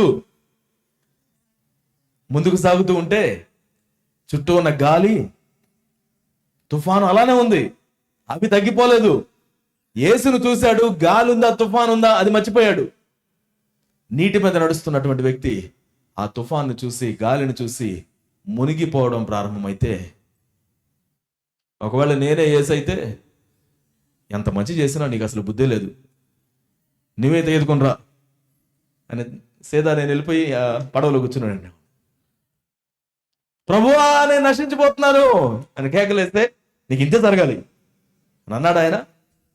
మరలా తన చేతిని చాపి లేపి అదే నీటి మీద నిలబెట్టి మరలా నడిపిస్తూ వెనక్కి తీసుకుని వచ్చాడు. అర్థమవుతుందా మీకు? మనం పడిపోయినప్పుడు దేవునికి మనల్ని మనం అప్పగించుకుంటే ఆయన మనల్ని కసురుకుంటూ మనల్ని దూరంగా వదిలిపెట్టడం లేదు. అప్పుడు కూడా మరలా నిన్ను లేవనెత్తి అదే నీటి మీద నువ్వు పడిపోయిన దగ్గరే నిన్ను మరలా వెనక్కి నడిపిస్తూ తీసుకొని వస్తున్నాడు. యేసుక్రీస్తు వారు వారితో ఉన్నారు. అప్పుడు తుఫాన్లు మాత్రం ఆగల. వాళ్ళు మరలా వచ్చి ఆ పడవలో కూర్చున్న తర్వాత తుఫాన్లన్నీ ఆగిపోయాయి. అప్పుడు నీ జీవితంలో తుఫాన్ వచ్చినప్పుడు, గందరగోళం పరిస్థితులు ఏర్పడినప్పుడు, ఏం చేయాలో పాల్పోనప్పుడు, దేవుడు దూరంగా ఉన్నాడని నీకు అనిపించినప్పుడు, నిజం మాత్రం ఆయన దూరంగా లేడు, నీకు చాలా సమీపంగా ఉన్నాడు. నీకు అలా అనిపిస్తుంది అంతే. ఆ దేవునితో చెప్పొచ్చు, నాకు చాలా దూరంగా ఉన్నావు నాకు అనిపిస్తుంది ప్రభువా, కానీ నీ వాక్యాన్ని నమ్ముతున్నాను, నువ్వు నాకు చాలా సమీపంగా ఉన్నావు, నేను ధైర్యంగా ఉంటాను, నువ్వు నన్ను వదిలిపెట్టే దేవుడవు కాదు, నువ్వు ఏదైనా చేయగలిగిన సమర్థుడివి, నేను నీ మీద ఆధారపడతాను. అది మన టెస్టిమనీ. ఇదిగో పలానా వ్యక్తి చూసారా, ఎన్ని కష్టాలు నా వ్యక్తి చక్కగా ఎంత నవ్వుతూ ముందుకు సాగలుగుతున్నారు. ఎలా చేయగలుగుతున్నారు? ఆ దేవుని మీద నమ్మకం. ఆ దేవుడు నన్ను వదిలిపెట్టడనే నమ్మకం. ఈ టెస్టిమనీ నువ్వు కలిగి ఉన్నావా? నీ గృహంలో నువ్వు కలిగి ఉన్నావా? నీ పొరుగు వారి దగ్గర నువ్వు కలిగి ఉన్నావా? నీ పని ప్రదేశంలో నువ్వు కలిగి ఉన్నావా? నీ కాలేజెస్లో, నీ స్కూల్స్లో ఈ టెస్టిమనీ నువ్వు కలిగి ఉన్నావా? దేవుని మీద ఆధారపడేటువంటి స్వభావం. మొదటిది మనం అనుకున్నాం, దేవుడు నీకు ఏదైనా ఇస్తే దేవుణ్ణి మహిమపరచడం మనం నేర్చుకోవాలి. రెండవదిగా మనం అనుకుంటున్నాం, మనం సాక్షులుగా జీవించాలి. మా వల్ల కాలేదు, ఇది దేవుడు చేశాడు. ప్రతి దాని విషయంలో నా దేవుడే దీన్ని సాధ్యపరిచాడు, నా దేవుడు దీన్ని అనుగ్రహించాడు అని చెప్పుకోవడం మనం నేర్చుకోవాలి. మూడవదిగా, ఆ రోజు ఇంత గొప్ప కార్యం జరిగినప్పుడు ఏం జరిగిందో తెలుసా? పేతురు దేవునికి సాక్షిగా నిలబడి యేసు దీన్ని చేశాడు అని ఆయన గురించి మాట్లాడితే 5,000 మంది రక్షించబడ్డారు. 5,000 మంది పురుషుల గురించి మనం ఇంతకు ముందు చదువుతాం. ఎక్కడ? 5 రొట్టెలు 2 చేపల దగ్గర 5,000 మంది పురుషులు వాటిని తిన్నారు అని మనం చదువుతాం. ఈయన ఇక్కడ సువార్త ప్రకటించినప్పుడు ఈ అద్భుతం జరిగిన తర్వాత మరలా ఎంతమంది రక్షించబడ్డారట? ఎక్కడ చదువుతాం దాన్ని? 4వ అధ్యాయం 4వ వచనం. వాక్యము వినిన వారిలో అనేకులు నమ్మిరి, వారిలో పురుషుల సంఖ్య ఇంచుమించు 5,000. మొదటి రోజు పేతురు గారు నిలబడి మాట్లాడితే 3,000 మంది రక్షించబడ్డారు. ఇక్కడ దేవుడు చేసిన అద్భుత కార్యం దగ్గర 5,000 మంది రక్షించబడడానికి దేవుడు ఆ యొక్క టెస్టిమనీని వాడుకున్నారు. సంఘం పెరుగుతూ ఉంది. 5,000 మంది ఆయన దగ్గరకు వచ్చారు, కానీ అక్కడే ఆపోజిషన్ కూడా వచ్చింది. 5,000 మంది ఆయన దగ్గరకు వచ్చి ఆయన మీద నమ్మకం ఉంచి ఆయన స్తుతించడానికి వచ్చారు, కానీ ఈ అద్భుతాన్ని చేసి యేసు గురించి మాట్లాడుతున్న వారిని మాత్రం రహస్యంగా పిలిపించి ఏం చేశారట? వారిని చెరసాల్లో పెట్టారు. 4వ అధ్యాయం 3వ వచనం. వారిని బలాత్కారముగా పట్టుకుని సాయంకాలమైనందున మరునాటి వరకు వారిని కావలిలో ఉంచిరి. యేసు నామములో లేచి నిలబడు అని చెప్పిన పాపానికి ఆ రాత్రంతా జైల్లో ఉన్నారు వీళ్ళిద్దరు. దేవుడు నిన్ను తన మహిమ కోసం వాడుకుంటున్నాడు అన్నంత మాత్రం చేత నీకేమీ ఆపోజిషన్ ఉండదని మీరు అనుకోకండి. ఈ లోకంలో తప్పక శ్రమలు కలుగుతాయి. హలో, వింటున్నారు అందరూ? ఈ లోకంలో శ్రమలన్నింటినీ దేవుడు తీసేస్తాడు అనే విషయం కాదు నేను చెప్తుంది. లోకంలో శ్రమలు మీకు కలుగుతాయి, మనందరికీ కలుగుతాయి. అయినను మనం ధైర్యం తెచ్చుకోవాలి, ఎందుకంటే ప్రభువు మనకు తోడుగా ఉన్నాడు అన్న విషయాన్ని మనం మర్చిపోవద్దు. ఆ రోజు పేతురు, యోహాను ఆ రోజు దేవుని గురించి మాట్లాడితే 5,000 మంది రక్షించబడ్డారు, కానీ జైల్లో ఉన్నారు. రాత్రి అంతా జైల్లో ఉన్నారు. తర్వాత రోజున వాళ్ళని పిలిపించి, ఇదిగో మీరు ఇలా చేయకూడదు అని వాళ్ళకి ఆజ్ఞాపించారు. వీళ్ళు అప్పుడు కూడా ఆగలేదు. మేము మీ మాట వినాలా, దేవుని మాట వినాలా అని చెప్పేసి వీరిద్దరు నిలబడి మాట్లాడుతుంటే మిగతా వాళ్ళకి ఏం చేయాలో అర్థం కాలేదు. ప్రజలందరూ దేవుని మహింపరుస్తున్నారు కదా, మరి వాళ్ళ మీద ఇంకా సీరియస్ యాక్షన్ తీసుకోవడానికి వీలు లేకపోతే వాళ్ళందరినీ కూడా గట్టిగా భయపెట్టి, వీళ్ళిద్దరిని గట్టిగా భయపెట్టి ఏం చెప్పారట? యేసుని గురించి మాట్లాడడానికి వీల్లేదు అని వారికి బాగా మందలించి బయటికి పంపించారు. 23వ వచనం 4వ అధ్యాయం. వారు విడుదల నుండి తమ స్వజనుల వద్దకు వచ్చి ప్రధాన యాజకులను పెద్దలను తమతో చెప్పిన మాటలను అన్నిటినీ వారికి తెలిపిరి. వారు విని ఏక మనసుతో దేవునికి ఇట్లు బిగ్గరగా మొరపెట్టిరి, నాథా, నీవు ఆకాశమును భూమిని సముద్రమును వాటిలోని సమస్తమును కలుగజేసిన వాడవు. ఏం చేస్తారండి వీళ్ళు? ప్రార్థన చేస్తున్నారు. 3వ విషయం మీరు గుర్తుపెట్టుకోండి. మొదటిది, దేవుడు చేసిన దాన్ని బట్టి ఆయనకు మహిమ చెల్లించుతుంది. రెండవదిగా, సాక్ష్యము పంచుకునే వారిగా మనం ఉండాలి. మూడవదిగా, ప్రార్థించే వారిగా మనం ఉండాలి. దేవుడు మన జీవితంలో చేసే వాటిని, మన సంఘంలో చేసే వాటిని, వీటన్నిటిని మనం చూస్తున్నప్పుడు, ఆటంకాలు పెరిగిపోతున్నప్పుడు ఏం చేయాలి? మనం ప్రార్థన చేయాలి. అయితే చెప్పండి, ఏమని ప్రార్థన చేయాలి? ఈ శ్రమలు తీసే ప్రభువా, ఈ కష్టాలు తీసే ప్రభువా, ఈ నొప్పులు తీసే ప్రభువా, ఈ అప్పులు తీసే ప్రభువా, వీటి గురించి కదా మనం ప్రార్థన చేసేది, అవునా కదా? ఆ రోజు వాళ్ళు ఏం దాని గురించి ప్రార్థన చేస్తున్నారు? అక్కడ మనం చదివితే మనం 30వ వచనాన్ని చదువుదాం. 29-30 చదువుతున్నాను. ప్రభువా, ఈ సమయమునందు వారి బెదిరింపులు చూచి రోగులను స్వస్థపరచుటకును నీ పరిశుద్ధ సేవకుడైన యేసు నామము ద్వారా సూచక క్రియలను మహత్కార్యములను చేయుటకును నీ చెయ్యి చాచి ఉండగా నీ దాసులు బహు ధైర్యముగా నీ వాక్యమును బోధించున్నట్లు అనుగ్రహించుము. ఏమని ప్రార్థన చేస్తున్నారండి? మాకు మంచి జీవితాన్ని ఇవ్వండి ప్రభువా, మాకు కొంచెం మంచి లైఫ్ని, ఈజీ లైఫ్ని మాకు ఇవ్వండి అని వాళ్ళు ప్రార్థన చేయడం లేదు. ఏం ప్రార్థన చేస్తున్నారు? ధైర్యాన్ని ఇవ్వండి, నీకు సాక్షిగా జీవించడానికి ధైర్యాన్ని ఇవ్వండి. మళ్ళీ చాలా మంది దేవుని గురించి మాట్లాడమంటే అయ్యా నాకు చాలా భయం అండి, నాకు చాలా భయం అండి, నేను సైలెంట్గా ఎంత పని చెప్పినా చేస్తాను, నేను నోరు తెరిచి మాత్రం మాట్లాడను. దేవుడు ఏమంటున్నాడు తెలుసా? నువ్వు నోరుతో మాట్లాడడం చాలా అవసరం. దేవుడు నీ జీవితంలో ఏం చెప్తున్నాడో నేను చెప్పడం చాలా అవసరం. ఏం చేస్తున్నాడో చెప్పడం చాలా అవసరం. ప్రార్థన చేయండి. దేని గురించి? ధైర్యముతో దేవుని వాక్యాన్ని బోధించేటట్టుగా, ధైర్యముతో దేవుని కార్యాలను వివరించినట్టుగా ప్రార్థన చేయండి. వారు ఒక్కరే ప్రార్థన చేస్తున్నారా? ఎవరెవరు ప్రార్థన చేస్తున్నారు?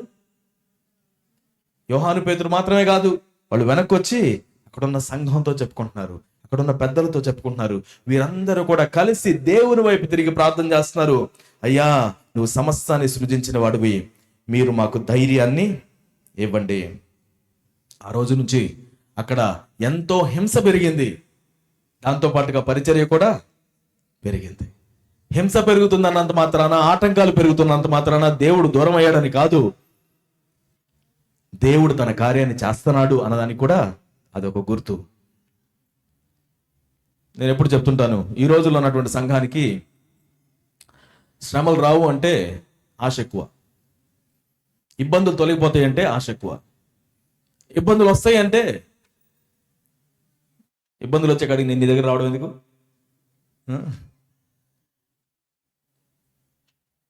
మెథడిస్ట్ సంఘాన్ని ప్రారంభించినటువంటి జాన్ వెస్లీ గారు తన బయోగ్రఫీలో ఒక వృత్తాంతాన్ని రాశారు. ఆయన యవ్వన కాలంలో నుంచి అనేకమైన ప్రాంతాల్లోకి తన గుర్రం మీద స్వారీ చేసుకుంటూ వెళ్ళి సువార్త ప్రకటన చేసేవారు. ఆ కాలంలో ఆయన ఎక్కడికి వెళ్ళి సువార్త ప్రకటన చేసినా ఆ విన్నటువంటి వీళ్ళందరూ కూడా ఆయన తిట్టడమో కొట్టడమో చేసి పంపించేవారు. ఎక్కడ కూడా దేవుని సువార్తకు సరి అయినటువంటి ఓపెన్గా ఉండేది కాదు. అయినా కూడా ఈయన యవనస్తుడైనా దేన్ని తిరస్కారాన్ని కూడా పట్టించుకోకుండా రోజు వెళ్ళిపోయేవాడు, ప్రసంగించేవాడు. ఒకరోజు ఉదయాన్నే లేచి దేవుని మాటలు ప్రసంగిస్తూ ఒక చోట నుంచి మరో చోటకి గుర్రం మీద వెళుతూ ఉన్నాడు. సాయంత్రానికి ఇంకొక ప్రాంతానికి ఆయన గుర్రం మీద నుంచి వెళుతూ ఉంటే ఒక ఆలోచన వచ్చింది తనకి. ఆ ఆలోచన ఏంటంటే, ఉదయం నుంచి నేను కనీసం 4-5 ప్రాంతాల్లో ప్రసంగం చేశాను, యేసు గురించి బోధించాను. రోజులాగా ఈరోజు ఎవ్వరు కూడా నన్ను కొట్టలేదు, నన్ను తిట్టలేదు, కనీసం కోపంగా కూడా చూడలేదు. ఇది గుడ్ న్యూసా బ్యాడ్ న్యూసా? చాలా గుడ్ న్యూస్. రోజు కసురుకునే వాళ్ళు ఈరోజు కసురుకోవట్లేదు, రోజు కొట్టడానికి ప్రయత్నించేవారు ఈరోజు వాళ్ళ పని వాళ్ళు చూసుకుంటున్నారు. ఆ రోజు ఆయనకు అనిపించిందట, భయం అనిపించిందట. ఇదేంటో మరి, భయం అనిపించి అక్కడికక్కడే గుర్రం మీద నుంచి కిందకి దిగి మోకరించి రోడ్డు మీద, ప్రభువా, ఈరోజు నన్ను ఎవ్వరూ శ్రమ పెట్టలేదు, నేను నీ చిత్తంలో ఉన్నానా అని అడిగాడంట. నేను నీ చిత్తంలో ఉన్నానా?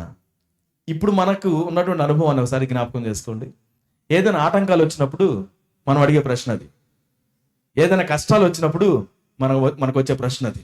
ఎక్కడైనా మనం విఫలమైతే, ఎక్కడైనా మనకి తిరస్కారం ఎదురైతే, దేవా నేను నీ చిత్తంలో ఉన్నానా ప్రభువా, ఇది ఏది వర్కౌట్ కావట్లేదే, ఇది నీ చిత్తం కాదులే అని మనం ఫిక్స్ అయిపోతాం. కానీ ఆ రోజు ఆయనకు అనిపించింది, ఈరోజు ఎట్లాంటి ఆటంకం రాలేదు అనగానే నేను నీ చిత్తంలో ఉన్నానా అని డౌట్ వచ్చిందట.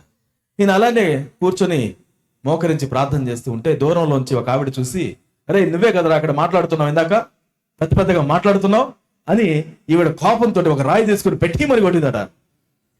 ఆయన ప్రభువా నీ చిత్తంలో ఉన్నాను ఆయన అని గుర్రం ఎక్కేసి వెళ్ళిపోయాడట.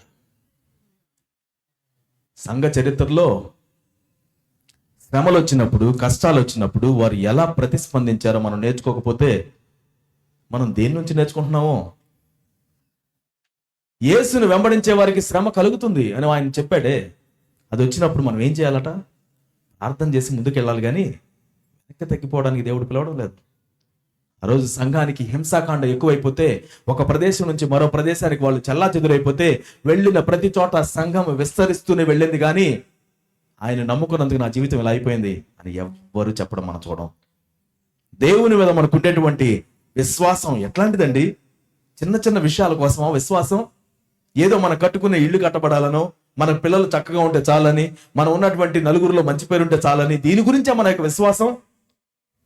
యేసును మనం భుజస్కంధాల మీద పెట్టుకొని, మన జీవితాల్లో పెట్టుకొని, ఆయనకు సాక్షిగా దేవుడు ఎక్కడికి పంపిస్తే అక్కడ నిలబడమే కదా మనం చేయాల్సింది.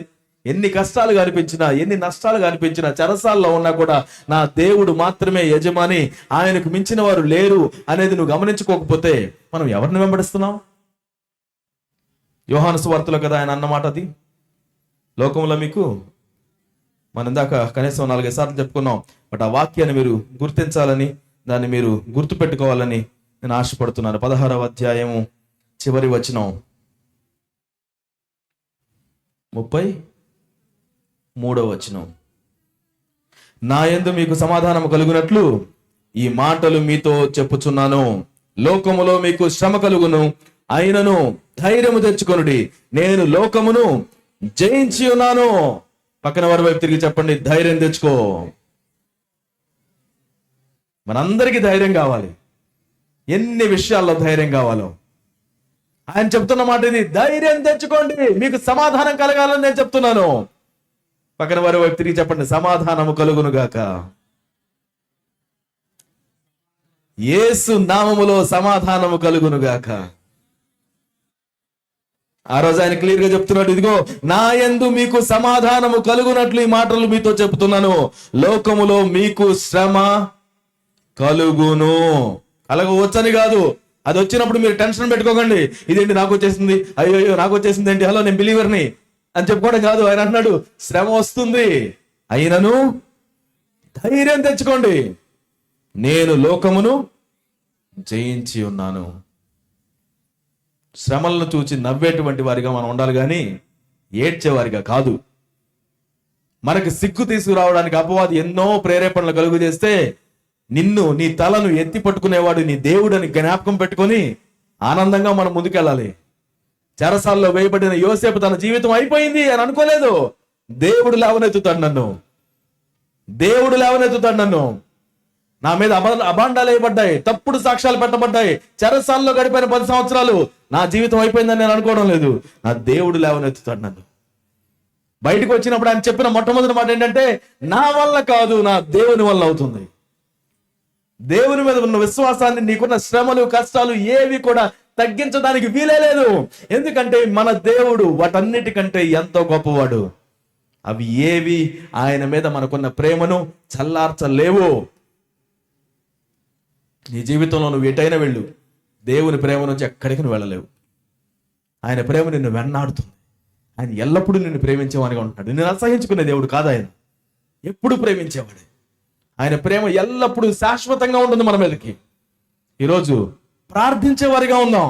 ఎవరికైనా శ్రమ కలిగినా ఏం చేయాలి? ప్రార్థన చేయండి. ఎవరికైనా సంతోషం వస్తే పాటలు పాడండి.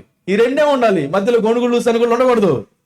ప్రార్థన చేయండి, లేకపోతే పాటలు పాడండి. ఆ రోజు చెరసాల్లో ఉన్నటువంటి పేతురు వాళ్ళకి, పౌలు శీలకి ఏమనిపించింది? శ్రమ అనిపించిందా అది, లేకపోతే మంచి అనిపించిందా? మనకు శ్రమగా కనపడుతుంది, వాళ్ళు మాత్రం సంతోషంగా పాటలు పాడుతున్నారట, సంతోషంగా పాటలు పాడుతున్నారంట, ప్రార్థనతో పాటలు పాడుతున్నారట. దేవుని కోసం శ్రమ పడడం ఎంత గొప్ప భాగ్యమో తెలుసా అంటున్నారు. ఆయన కోసం ప్రాణం పెట్టడం ఎంత గొప్ప భాగ్యమో తెలుసా అని అంటున్నారు. గమనించండి సంఘమా, సంవత్సరాలు పెరుగుతున్నాయి. సంఘంలో మీరందరూ కూడా పాలిభాగస్తులుగా దేవుడు మిమ్మల్ని ఎంతగానో ఎదిగిస్తున్నాడు. దేవుడు అభిషేకించి నిలబెట్టుకున్నటువంటి దైవజనుల ద్వారా ఈ యొక్క సంఘాన్ని దేవుడు ఎంతగానో పోషిస్తూ ముందుకు నడిపిస్తున్నారు. మనం అందరం కూడా పరిపక్వత కలిగి, మెచ్యూరిటీ కలిగినటువంటి విశ్వాసంగా మనం ప్రవర్తించడం చాలా అవసరం. కష్టాల కోసం, శ్రమల కోసం, వీటన్నిటి మధ్యలో దేవుని దగ్గరికి మీరు వచ్చి ఉండొచ్చేమో. కానీ ఇప్పుడు మాత్రం మీరు కొనసాగేది ప్రభువును వెంబడిస్తూ కొనసాగాలి. వేటి కోసం కాదు, దేన్నో ఆశించి కాదు, ప్రభువును వెంబడించాలి అనే కోరికతో మనం ముందుకు సాగవాలి. ప్రార్థించే వారిగా ఉండాలి. మన పరిస్థితుల కోసమే కాదు, ఆయన వెంబడించడం కోసం ప్రార్థించే వారిగా ఉండాలి. ఎంతమంది ఆయన వెంబడిస్తారు? హల్లెలూయా. ప్రార్థించే వారిగా ఆ రోజు ఉన్నప్పుడు వారిని దేవుడు వాడుకున్నాడు. కానీ వారికి ధైర్యం కావాలని ప్రార్థన చేశారు. దేవుడు వారి నోటి మాటను ఉపయోగించి కుంటివాడిని లేవనెత్తాడు. అయినా కానీ ధైర్యం కావాలని ప్రార్థన చేశారు. మనందరికీ కూడా చాలాసార్లు ధైర్యం అవసరమేనండి. ఒక రకంగా ఇంతకుముందు నేను బాగా పనిచేశాను కదా, ఈ రోజు నాకు అలా అనిపించట్లేదు, నీకు అనిపిస్తే ఏం చేయాలి? ప్రార్థన చేయాలి. ఆ రోజు వారు ప్రార్థించినప్పుడు ఏం జరిగిందట? వెంటనే భూమి కంపించిందట. అక్కడ వారు ధైర్యంతో నింపబడ్డారు అని మనం చదువుతాం. 31వ వచనం, 4వ అధ్యాయం అపోస్తలుల కార్యములు. వారు ప్రార్థన చేయగానే వారు కూడి ఉన్న చోటు కంపించెను. అప్పుడు వారందరూ పరిశుద్ధాత్మతో నిండిన వారై దేవుని వాక్యమును ధైర్యముగా బోధించిరి. గొప్పగా దేవుణ్ణి వారు కొనియాడుతూ ముందుకు సాగి వెళ్ళారు. ఎటువంటి భయం వాళ్ళని ఆపలేకపోయింది. మీ ప్రాణం తీసేస్తామంటే వాళ్ళ భయం వీళ్ళని ఏమీ కదిలించలేకపోయింది. ముందుకే సాగి వెళ్ళారు. ఈరోజు అంత్య దినాల్లో ఉన్న నీవు నేను ఎంతో అపోజిషన్ మనం ఫేస్ చేస్తాం. యేసుక్రీస్తుని తిరస్కరించిన లోకం మనల్ని కూడా తిరస్కరించడం ప్రారంభిస్తుంది. అయినప్పటికీ కూడా మనం ధైర్యంగా ఉందాం, ప్రార్థనతో ఉందాం, శత్రువులు సైతం ప్రేమించే వారిగా ఉందాం, వారి కోసం ప్రార్థించే వారిగా ఉందాం. మనమేదో గొప్ప గొప్పగా మాట్లాడుకోవాల్సిన అవసరం ఏం లేదండి. మనం ప్రభువు నామములో ప్రార్థించడం, వారిని కూడా క్షమించడం మనం తెలుసుకొని ముందుకు సాగే వారిగా ఉండాలి. 3 విషయాలు అనుకున్నాం. మొదటిది, దేవునికి మహిమను తీసుకుని వచ్చే వారిగా ఉండాలి. ఆయనకే మహిమను మనం అప్పగించే వారిగా ఉండాలి. రెండవది, సాక్షులంగా మనం జీవించడం నేర్చుకోవాలి. అన్నిటికీ ఆయన వైపుకు మనం తిప్పగలగాలి. మూడవది, ప్రార్థించే వారిగా మనం ఉండాలి. నాలుగవది, మనం ఈ 4వ అధ్యాయం చివరిలో మనం చూస్తూ ఉంటాం. 32వ వచనం, వారు ధైర్యంతో వాక్యం బోధించడం ప్రారంభించారు కదా. ఇక్కడ ఏం జరిగింది? విశ్వసించిన వారందరూ ఏక హృదయమును ఏకాత్మయు గలవారై ఉండిరి. ఎలా ఉన్నారట? సంఘం ఎలా ఉండాలి? ఏక హృదయం. ఈరోజు మనం ఆదిమ సంఘం గురించి మాట్లాడుతున్నాం. సంఘం ప్రారంభించబడినప్పుడు వారు ఏ విధంగా ఉన్నారో మనం జ్ఞాపకం చేసుకుంటున్నాం. ఏక హృదయము ఏకాత్మ. ఎవడును తనకు కలిగిన వాటిలో ఏదియు తనదని అనుకోలేదు. వారికి కలిగినదంతయు వారికి సమిష్టిగా ఉండెను. ఇదియుగాక అపోస్తలుడు బహుబలముగా ప్రభు అయిన యేసు పునరుద్ధానము గూర్చి సాక్ష్యమిచ్చిరి. దైవ కృప అందరి యందు అధికముగా ఉండెను. భూములైనను ఇండ్లైనను కలిగిన వారందరూ వాటిని అమ్మిన వాటిని వెల తెచ్చి అపోస్తలుల పాదముల యొద్ద పెట్టుచూ వచ్చిరి. వారు ప్రతివానికి వాని అక్కర కొలది పంచి పెట్టిరి గనుక వారిలో ఎవరికి కొదువ లేకపోయెను. యేసును వెంబడించేటువంటి మనం ఇచ్చేవారిగా ఉండాలి. 4వది ఎలా ఉండాలి? ఇచ్చేవారిగా ఉండాలి. సంఘంలో ఎవరికి కూడా అక్కర లేకుండా, కొదువ లేకుండా వారి అక్కరను కొలది పంచిపెట్టడం చేశారు. ఈరోజు మీ ముందు దాన్ని మోడల్ చేస్తూ సంఘ కాపరిని దేవుడు ఎన్నుకొని నిజమైన భక్తి అంటే ఇదే అని ఆయన చెప్పినట్టుగా విధవరాండ్ర విషయంలోనూ మంచి చేయడం, వారికి కావలసినటువంటి అవసరతలు తీర్చడానికి నిలబెట్టినటువంటి దైవజనులు మీకు దేవుడు అనుగ్రహించడం ఎంత గొప్ప విషయమో.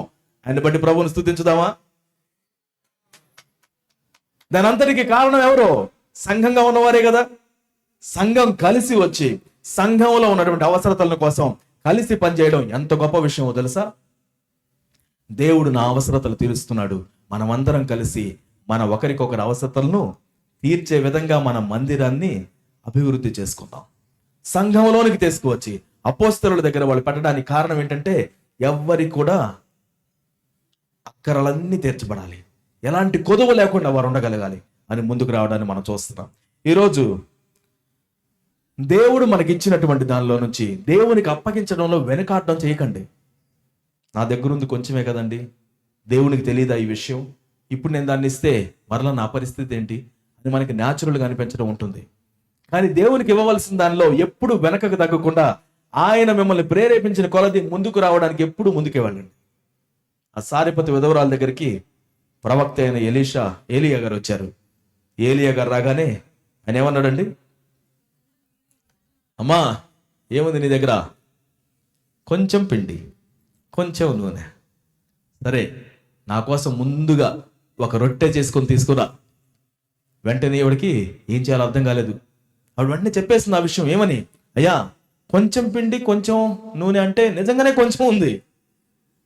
మా ఆలోచన ఏంటంటే ఈరోజు ఇంటికి వెళ్ళి దాన్ని కొంచెం వండుకొని నేను, నా బిడ్డ, నా కుమారుడు, మేమిద్దరం కొంచెం తింటాం. ఇదే లాస్ట్ మీల్. ఇంకా మాకు కరువు వచ్చి చాలా కాలం అయింది. అప్పటికి 1.5 సంవత్సరం దాదాపుగా కరువు వచ్చింది ఆ ప్రదేశంలో.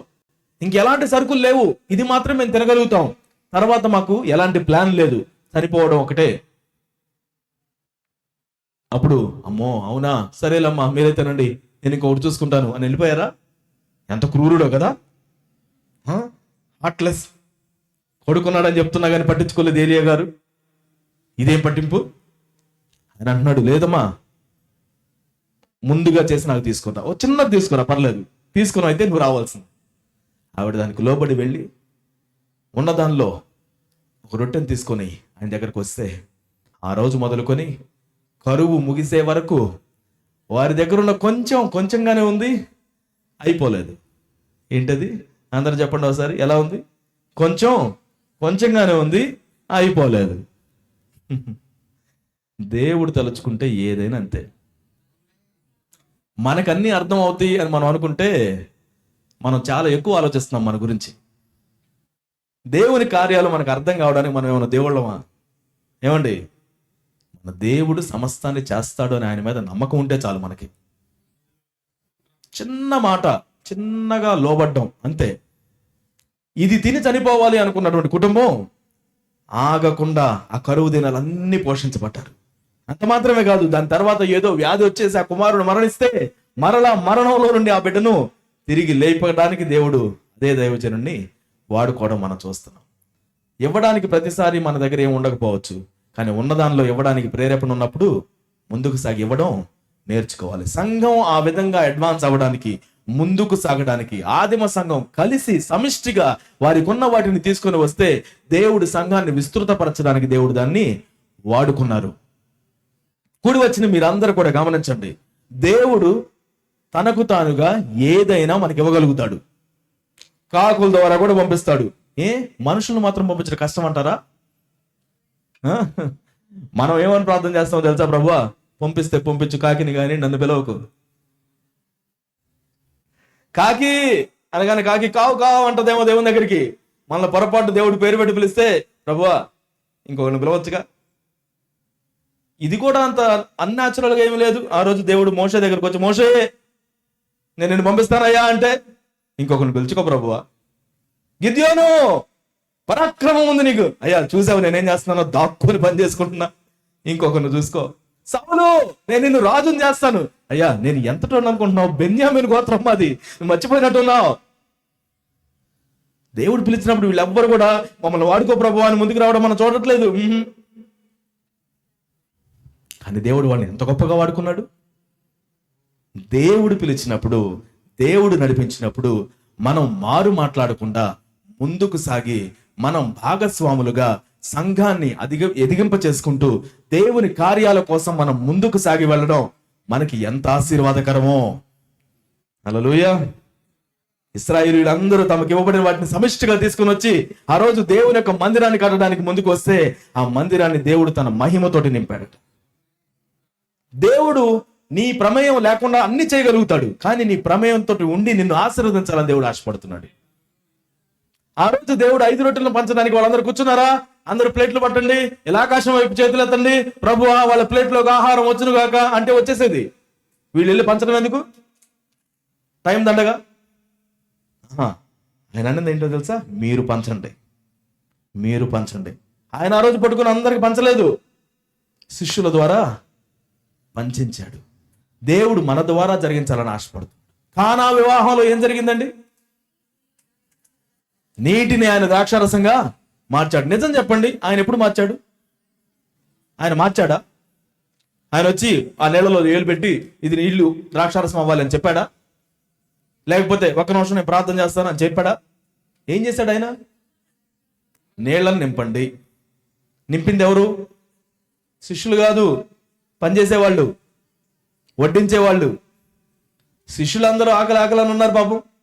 శిష్యులు కూడా అదే, ఎప్పుడు మనలాగనే. అమ్మో వీళ్ళు పని చేశారంటే గొప్పదే. అక్కడ ఆ రోజు ఏంటిది ఏమంటాం మనం? ఇప్పుడు టర్మ్స్లో ఏమంటాం? వడ్డించేవారు, సర్వర్స్. క్యాటరింగ్ ఇచ్చారు. క్యాటరింగ్ ఇస్తే క్యాటరింగ్ బాస్ ఏమో అక్కడ ఉన్నాడు, అందరితో మాట్లాడుతున్నాడు, ఎలా ఉంది ఆహారం అంటున్నాడు. ఇక్కడ ఏం జరుగుతుందో తెలియలేదు అప్పటికి. ఆ క్యాటరింగ్ సర్వ్ చేసేటువంటి వాళ్ళు వచ్చారు.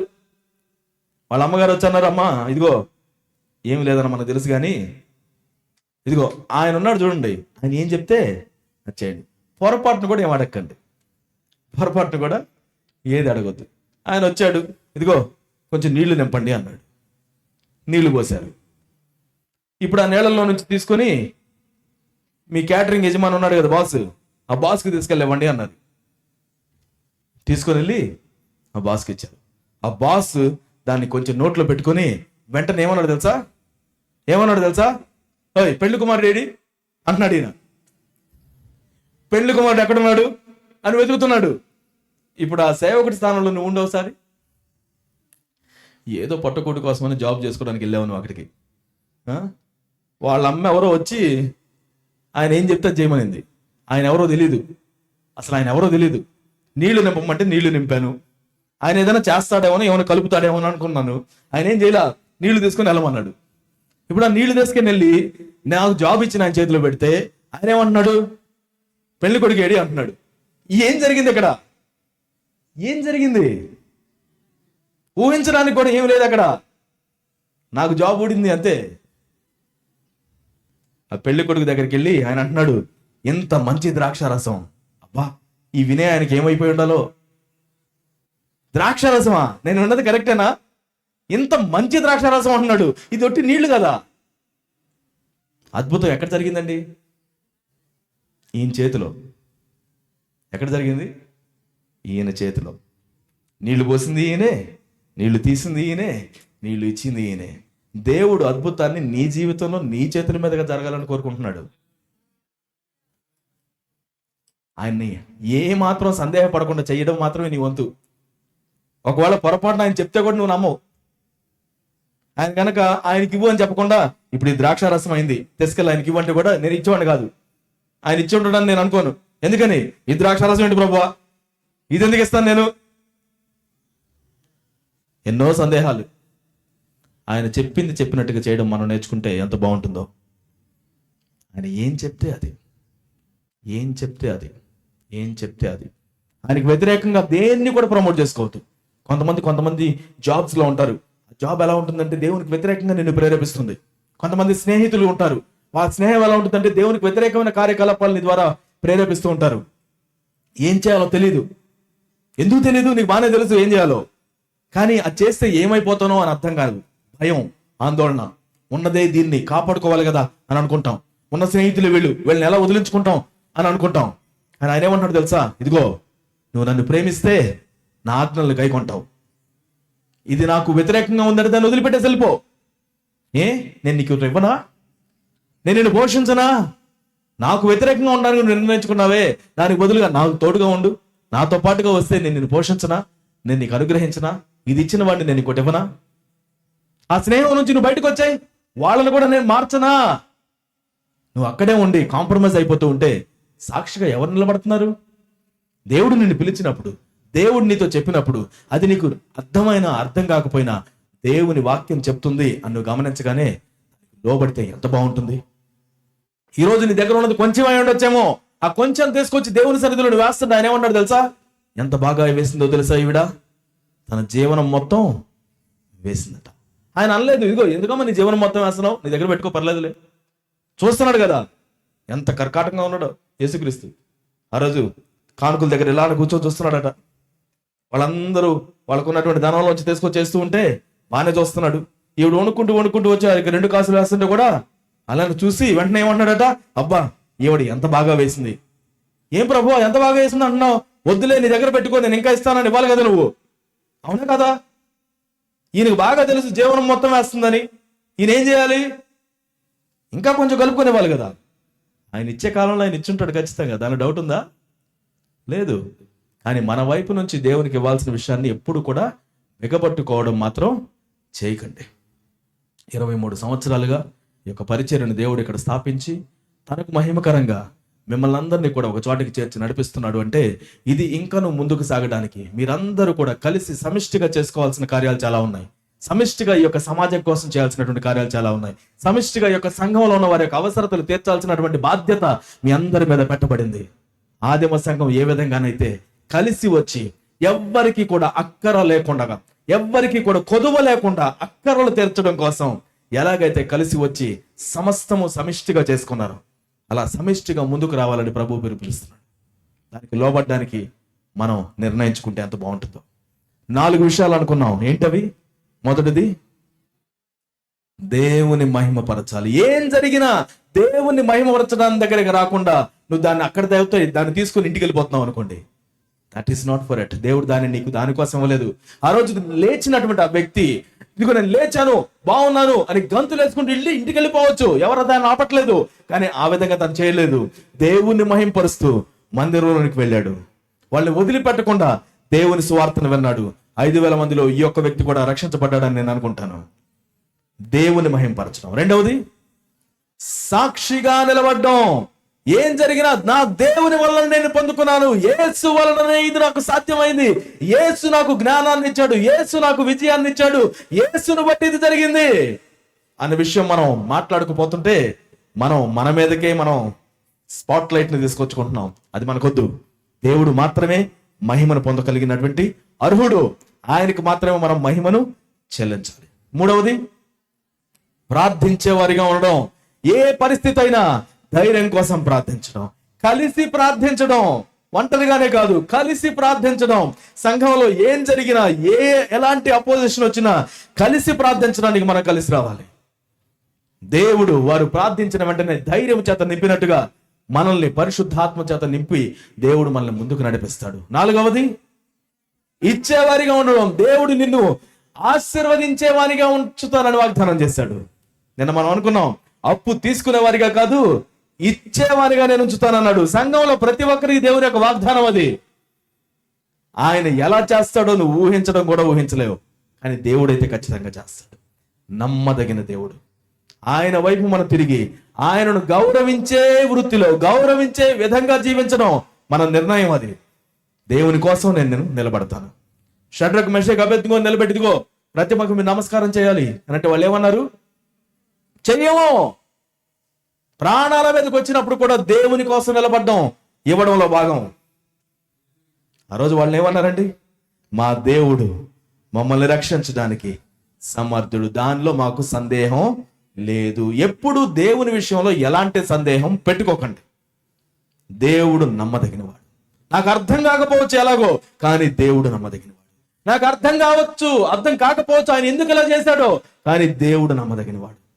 వాళ్ళు ఆ రోజు ఏమన్నారు తెలుసు? ఇంకా ఒకవేళ దేవుడు మమ్మల్ని రక్షించకపోయినా ఆయన మాటను బట్టే ఉంటాం మేము, నీ మాటకు మాత్రం మేము లోబడం. ఎప్పుడు గుర్తుపెట్టుకోండి, ఎవరు మన మీదకి దాడి చేయడానికి వచ్చినా, ఎవరు మనకున్నటువంటి వాటిని భద్రతని తీసేస్తామని ప్రగల్భాలు పలికిన మన దేవుని నిర్ణయం లేకుండా మన చేతుల మీద, మన జీవితం మీద ఏది కూడా జరగదు. ఆయన మనల్ని ఎంతగా ప్రేమిస్తున్నాడన్న విషయం వాక్యం మనకు చెప్తుంది. నీవు నా కంటి కురుడ్డు లాంటి వ్యక్తివి. నీకేదైనా జరుగుతుంటే నేను ఎలా చూస్తుంటా? నా అరచేతుల్లో నేను నిన్ను చెక్కుకొని ఉన్నాను, నేను నిన్ను విడువను. ఈ విషయాలన్నీ ఒట్టిగా మాట్లాడుకోవడానికైనా ఇవి? మనం నమ్మడానికి కాదా? ఈరోజు దేవునికి మన యొక్క జీవితాన్ని సమర్పించుకుందాం. ఆయనకు మహిమ చెల్లించేటువంటి సంఘంగా మనం బయలుదేరదాం. సాక్ష్యం చెప్పేటువంటి సంఘంగా బయలుదేరదాం. ప్రార్థించే సంఘంగా బయలుదేరదాం. ఇచ్చేటువంటి సంఘంగా మనం బయలుదేరదాం. దేవుని కార్యాల కోసం మనల్ని మనం ఆసక్తితో ముందుకు సాగే విధంగా మనల్ని మనం పురికొల్పుకుందాం. ప్రార్థన చేద్దాం. ఈ రోజున మోకరించుదాం ఒకసారి. ప్రభువా, ఈ నూతనమైనటువంటి సంవత్సరం 23 సంవత్సరాలని యొక్క పరిచర్యలో మాలో చాలా మంది మీ కంటిన్యూగా ఉండగలిగాం. మధ్యలో చాలా మంది వచ్చాం. ఈ రోజున మీరు దీనిని ఇంకనూ మహిమపరచాలని ప్రార్థిస్తున్నాం. మహిమ నుంచి మహిమలోనికి మీరు నడిపించండి ప్రభు. మహిమ నుంచి మహిమలోనికి నడిపించండి. మమ్మల్ని విస్తృతపరచండి, ఎదిగింప చేయండి. మోకరించుదామా? మన పక్కన ఉన్నటువంటి వారి చేతిని కూడా పట్టుకుందాం. మనం సమిష్టిగా ప్రార్థన చేస్తున్నాం. ఈ రోజున సమిష్టిగా ప్రార్థన చేస్తున్నాం. దేవా, మాకు సహాయం చేయండి. మా జీవితం ద్వారా మీరు మహిమ పొందుకోండి.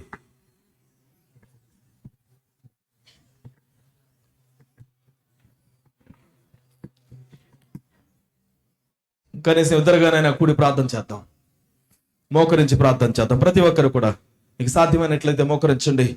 ప్రభుకి ప్రార్థన చేద్దాం.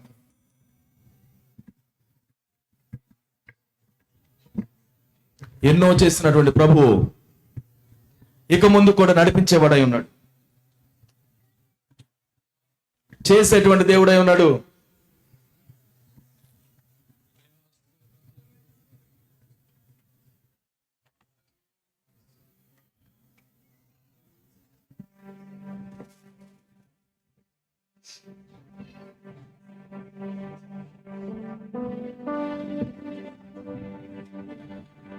ఉజ్జీవమును మాకు అనుగ్రహించండి ప్రభువా.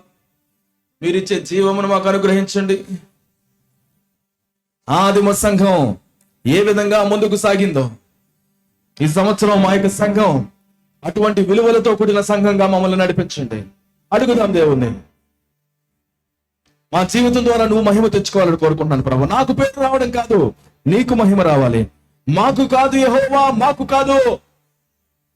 సమస్తమైనటువంటి మహిమ నీకు మాత్రమే సమర్పించుకుంటున్నాము.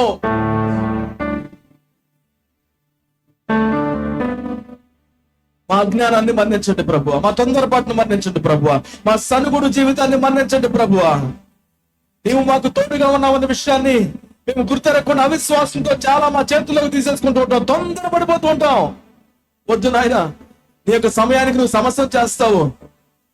ఈ రోజు తృప్తిగా ముందుకు సాగడం మాకు నేర్పించండి నాయన. సంతుష్ట సహితమైన భక్తి గొప్ప లాభ సాధనం అని వాక్యం సెలవిస్తుంది. సంతుష్టి లేకుండా ఇంకా కావాలి, ఇంకా కావాలి, ఇంకా ఇంకా ఇంకా అని అడిగే వారిగానే మేము మిగిలిపోకుండా మాకు సహాయం చేయండి ఆయన. అయ్యా, మమ్మల్ని లేవనెత్తండి.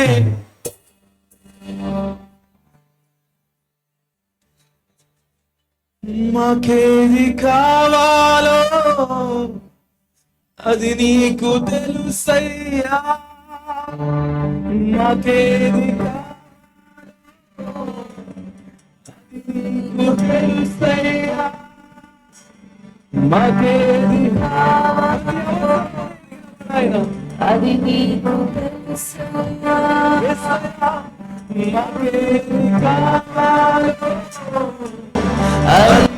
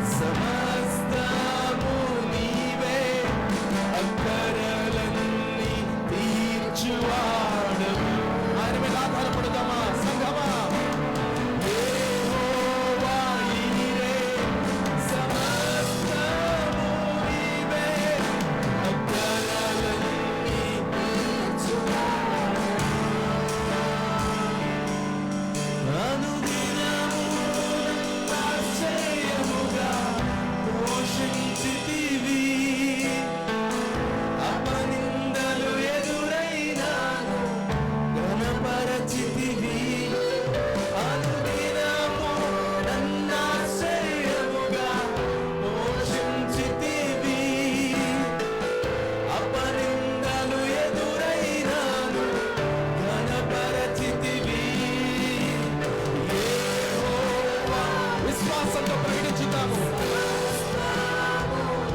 అక్కరనండి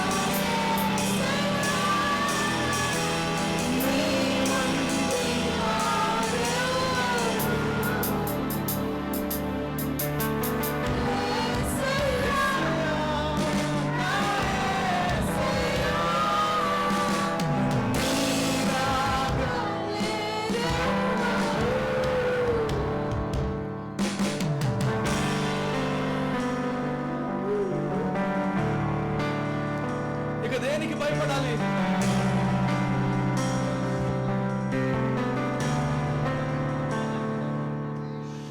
నీ ప్రేమ వర్ణించుట నా వల్ల కాదయ్యా, నీ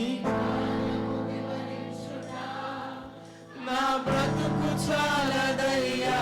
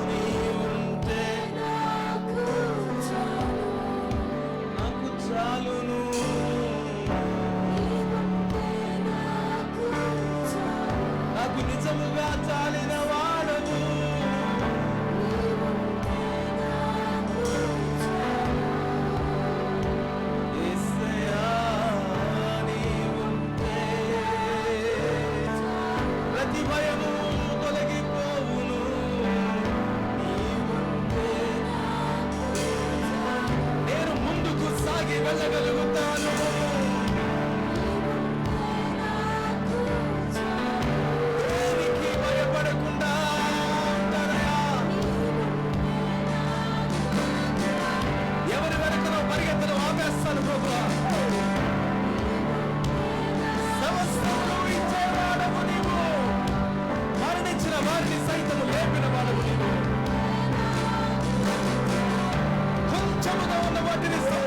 మార్చిన వాడు నీవు.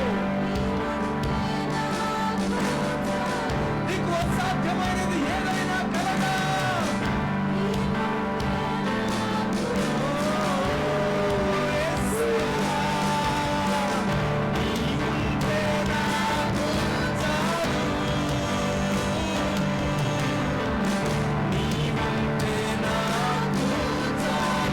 ఎందరో మనల్ని విడిచిపోయి ఉండవచ్చు, కానీ ఆయన మాత్రము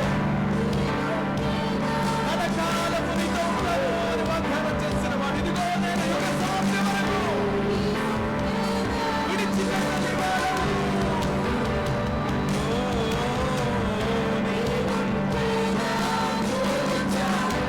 ఆరాధన నీకే, ఆరాధన, ఆరాధన యేసయ్యా, ఆరాధన.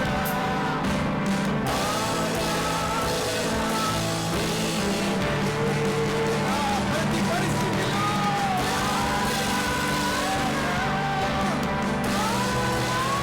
అన్ని సమయములలో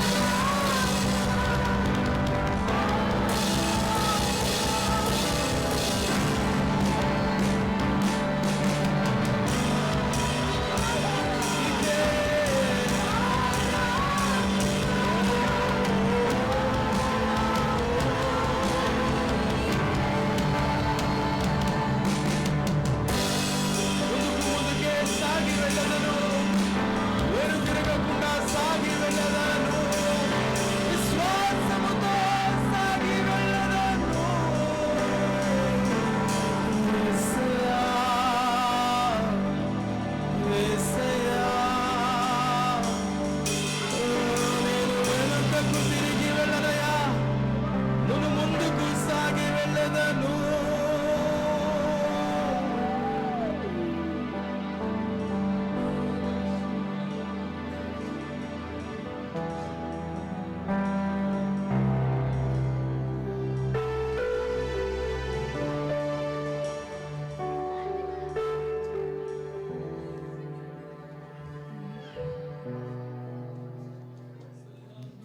నీ సన్నిధిలో మోకరించి నీ మార్గమును సాగేదా,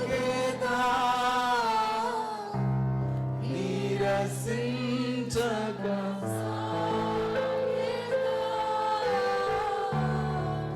నీవేను దీను.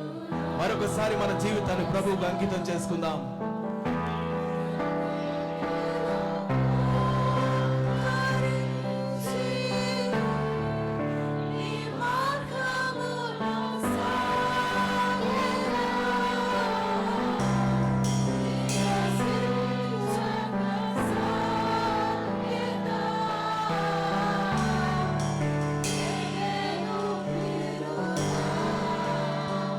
నిన్నే ప్రేమింతును,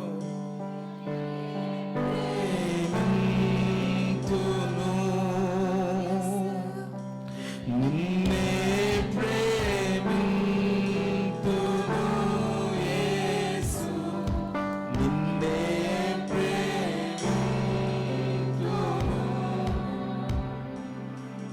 నేవేను వీరుడా, నీ సన్నిధిలో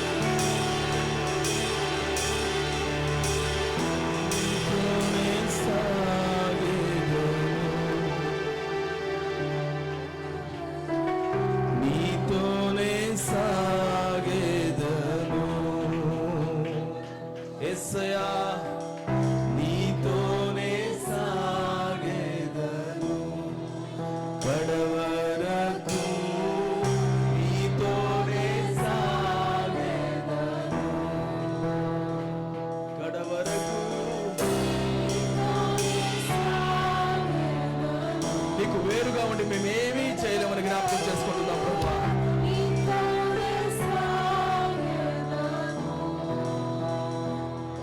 యేసయ్యా, నీతోనే.